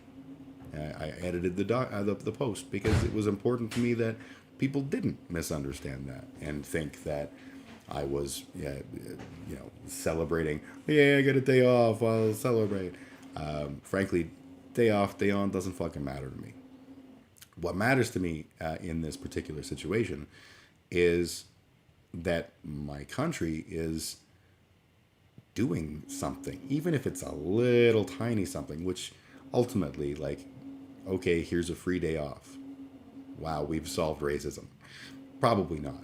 But, as they said in the Government of Canada page that we looked at, this is, I think it was number 80 on the calls to action from the Truth and Reconciliation Committee, or Commission, was to establish a day for this kind of dialogue. And so I wanted to have this kind of dialogue as a result because I think we should be having it. And I, I'm conflicted because I keep thinking like, we should have this dialogue, but should it really be a white guy telling you how to think about Indigenous people? And then at the same time, I'm like, but then should I be expecting Indigenous people to put the emotional effort in to talk about it? Or should I be trying to lead by example, trying to evangelize, and saying, hey, we can look this up. We can look it up. Let's look up some stuff together. Let's find out what land back means. Let's find out what truth and reconciliation is about. Let's see, maybe they're all just silly and it's just, dumb that anyone would ever think that we would reconcile or do well or anything like that. Or maybe there's things that we can learn and we can understand why it's not silly and why there's valid arguments to be had that we maybe haven't considered, and that's a good thing. Is there a specific reason why the color orange is used for this? Yes, actually there is. We talked about that at the beginning, and it's something that I didn't know. So like this is news to me. Let me quickly go back because if I try and relate the tale, I will fail miserably. Give me one split second, and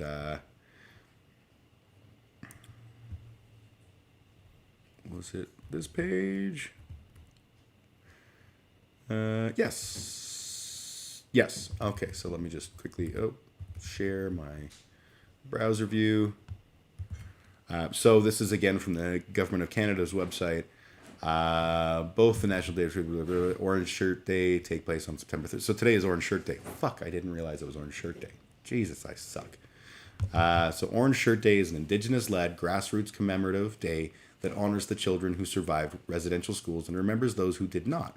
This day relates to the experience of Phyllis Webstad, a northern Shuswap from the Shuswap something First Nation, because I got honky mouth and couldn't begin to pronounce that if I tried, on her first day of school, where she arrived dressed in a new orange shirt, which was taken from her. It is now a symbol of the stripping away of culture, freedom, and self-esteem experienced by Indigenous children over generations. So that's the answer to the question, is that this is sort of, in remembrance of this woman, Phyllis, her first day of residential school. She was wearing a brand new shirt, and they were like, that's great. It's good that you have clothes. We're taking that from you, like we're taking everything else from you. Must have been talking about it when Emma called. Probably, yeah. Emma is another of my many, many children, because I am prolific in the pants. Yeah. So that's the answer for why orange shirt. And like I said, I didn't know that. I knew that was a symbol that was used to talk about the like every child matters, and Indigenous issues. But yeah, the specifics on why orange, I did not know. I remember, I think actually it was on a post that you had posted about wearing an orange shirt, and you were getting just attacked by people like, orange shirts, that's the Irish. And I'm like, because Google is hard. I'm going to point this out. I have this thing here. It's, you may have one yourself. You might even be watching this on one of these things. Sorry, I had an itchy eye. This is a modern telephone. And it has on it this application called Internet. And on Internet, you can actually find fucking everything. You can find reasons why ivermectin is exactly the best thing you could probably put in your mouth, even if it's meant for horses. And you can find answers to these questions. Now, I'm not giving you shit in this case, Abby. I'm talking about the people who were actually, ganging up on you. I've used this for a bunch of stuff. You, the royal you, not the people in my chat, because you guys are all good. But, internet people, you can look stuff up. You can find out the answers for yourself and be like, hey, turns out there's there's an orange shirt movement in Ireland, which I believe is related to the Troubles. But there's also an orange shirt movement for a bunch of different stuff, and this particular orange shirt movement is important. So pretending it's about Irish people is probably not the thing. Dare I say that might be like a colonialist perspective. That was an old co-worker who was offended at green beer. Oh, Jesus. Green beer. How dare you, Greenlee beer. Fucking people, man. Fucking people. Like, I get if you were a practicing druid not being fond of St. Patrick, right? But green beer, really, is that the fucking hill you want to die on? I can't understand.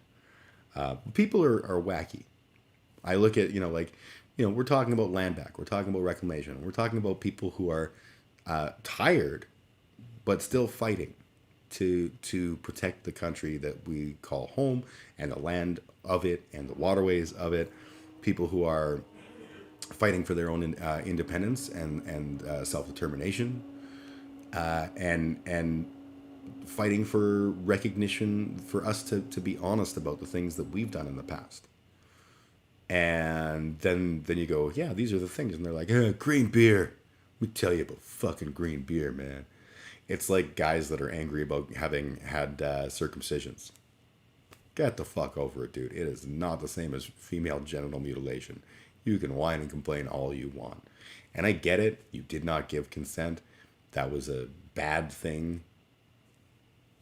Time to get the fuck over it. Because living your life bitter about that one thing, that decision that your parents made or their doctor or whoever the fuck made, okay, not the same thing. We have a really bad habit of like false equivalency and missing the point. The first thing that pops into my mind is all the fucking Holocaust related COVID denial memes. Like, fuck right off. Yeah, you can find things that are similar between the two. Does not mean that you get to draw that correlation and just pretend like it's not about the obvious elephant in the room, because it is. Yeah. So that's kind of what I wanted to talk about. You guys have, chat. You want to chat? Oh, don't get me going on that false equivalency bit. Yeah, it's a thing. People are so fucking, whether it's that one or like the slippery slope bullshit. Like we're living in the time of people who don't know what critical thinking is. People who don't know how to, in the words of Christian Slater from the great film Pump Up the Volume, I can smell a lie like a fart in a car. No, they can't. And that's, some person was on fucking Facebook. They shared a stupid meme about like, hey, hug each other because the whole thing is stupid and pandemics aren't real and no one died, so you're good. And I was like, oh, fuck. And I commented, and some smug bot popped in and was like, actually, sweaty. And then tried to correct me on, the 99.8% mortality or non-mortality, the rate of living through COVID and all this shit. And I was like, you're a fucking idiot. Like, I get that you've read things. You just don't know how to read things. Canadian Rock and Wrestling is following. Oh my God, I love Canadian Rock and Wrestling. If you're not following, give them a follow. Especially if you're a fan of the pro wrestling, what Canadian Rock Wrestling does is they have, I'm assuming they've probably got like a new game now, but it's one of the more recent WWE video games, and they create characters for that and they like live stream this on Twitch and YouTube and stuff. They live stream with that game as the engine, and then they create, like punk bands, metal bands from across, well, I guess mostly punk bands from across Canada and the world. People who want to be involved can reach out and be like, hey, here's my band. And then when they say, yeah, you can be a part of it. Like the Calgary's The Maroons are on there. Soon to be championship. Thanks for the show. Oh, fuck yeah. I'm hoping at some point that Big Ugly Jim will make an appearance on the show as a superstar grappler. Can't probably do it in real life, but definitely in the world. So anyways, they have these nights where Monday night. I think it's Monday Night Rock still, is it? And they have an event, and you can watch, like the Maroons from here in Calgary are members of CRW, and I have a CRW t-shirt, which is fucking rad. I thoroughly enjoy it, and it's literally just like you're watching computer characters beat the piss out of each other, and commentary and all the kind of stuff. It's just fun. So give them a follow, give them a like, give them a subscribe, give them $1 million, whatever. Yeah. There's a new one, and Dave McQuain's book into Heb Mail for you, bro. Oh, nice. A new t-shirt and a book. Oh my God, I fucking died and gone to wrestling heaven. That's fucking rad, my friend. Yeah, I'm definitely an old school wrestling head, so that's a thing. I grew up with Stampede Wrestling here in Calgary, in the days of like Flying Brian Pillman and Bruce Hart as Bad Company. And I watched it all the way through. I gave up watching wrestling pretty much the end of the Attitude Era, just because it kind of lost its way, which is sort of funny because I think its way was mostly racism. If we're entirely honest, anytime there was a brown person, they were like somehow exotic and dangerous from afar. But it felt like once the cool heel gimmick came along, this is when I stopped, was the end of the Attitude Era. Yeah, I enjoyed, like, for a while, D-Generation X and all of that. I enjoyed that badass thing, and even ECW and all that. But I just hit a point where I was like, you know what it was? It was, you can't make me watch fucking Randy Orton and John Cena fight ever again. You just can't. Appropriate for today. Remember Tatanka? Yes, Buffalo. And that, yeah, Tatanka, who was, I think, as much indigenous as Dog the Bounty Hunter. There were some great indigenous wrestlers. I know I saw, like, was it Red Thunder, I think, was located out of like Alberta and various other places. Red Thunder was indigenous. Of course, there's greats like why is my brain empty? The Wahoo McDaniel, who I believe was indigenous. But yeah, they were so good at just like, hey, a brown person, you're from far away. And I guess they're still doing that, like the whole Jinder Mahal thing. And I'm not too up to date on my wrestling lingos, but you don't get any of that in Canadian rock wrestling. All you get are bands airing their band grievances and fighting, and that's fucking awesome. And of course, the Maroons kick ass. So it's always good to see my boys in the Maroons, the Hick City villains themselves, heading to the ringside and slapping people around. That just does my heart good. Oh man, going back and watching some of those episodes, they definitely wouldn't fly today. Big time. You know what else is really like, oh my fuck, in the world of wrestling? Watch the Iron Sheik's shoot videos. Holy shit. Homeboy got some absolute anger and hate and alcohol problems. Like, fuck. The Briscoes are listed as indigenous. This I did not know. The Briscoes? Like, is that, are they pulling blood quantum? Like, well, I'm 164th Cherokee princess. Because I don't know their genealogy, but like, they don't seem very indigenous. It's yeah, that's a thing. The Briscoes. I kind of want to blood test them now. Like, fuck you. That that's a thing you can't just claim without some supporting documentation now, because that's what white people do. We're always, oh, I'm 164th Cherokee princess. No, you fucking aren't. I was thinking that blood quantum angle. Totally, totally. Like, also for the record, if you're watching this, watch the movie Blood Quantum. It has nothing to do with the Blood Quantum and everything to do with being a kick-ass fucking zombie movie that is like modern and thoughtful and takes place on a Indian reservation. Indian reservation. I just said that. I just said Indian reservation on an indigenous reserve in Quebec. I believe it's a fictitious reserve. I could be wrong about that, but it's like soup to nuts. The whole thing was done by Canadian and Indigenous filmmakers and actors. It's a fucking awesome movie. It's like one of the few. I don't like zombie movies because they generally just don't bring much to the table, right? Like 28 Days Later or whatever it was that, the first time I remember seeing fast moving zombies, I was like, whoa, shit. And then ever now, what's it called again? Blood Quantum. Really good movie.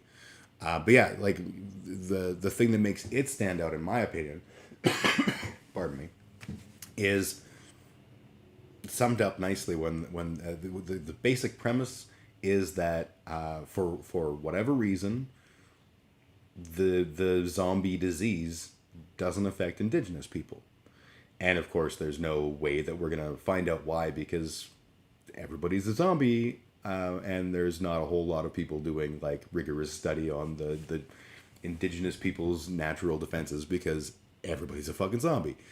But it like that concept is fucking interesting. Anyways, that's yeah, definitely check out that movie. And again, that seems like a fitting thing to do as part of Truth and Reconciliation Day here in Canada. Yeah, I feel like I'm running out of the stuff, so I think I'm gonna end the stream. I'm also struggling not to cough right now. It's allergy season, and yay allergies. So Canadian Rock Wrestling one day, maybe after Bodies of Everest get an album out, or my ska band Dr. James Reddy will get you stuff, and you can decide if you want to incorporate the great Big Ugly Jim in the wrestling. The answer is you do, because I'm awesome, and I will absolutely cut promos and just be fantastic. But yeah, other than that, I do think me and Captain America and also Tony Stark, we're gonna call it a day. I'm going to go outside and stretch my lungs the way that I do, which is exactly the wrong thing to do when you are suffering from allergies. But here we are. It's been a slice, Bender. It's been a pleasure, my friend. Thank you very much for hanging out. Everyone that watched, thank you. If you enjoyed, please consider throwing a follow my way. You don't have to subscribe, because that's not even an option, because I'm a little tiny streamer. I think I have like 45 followers. I'm probably never going to break the 100 mark. If I do, still don't subscribe, because I don't need money, and neither does Jeff Bezos. So, anyways, I usually stream. At the very least, I stream on Saturdays. I try and do Tuesday nights, but that is sometimes challenging. And I will be streaming this Saturday at noon Mountain Time. So if you want to come check it out, come check it out. It'd be good to have you. All right. Thank you very much. Have a great day, everybody. Love y'all.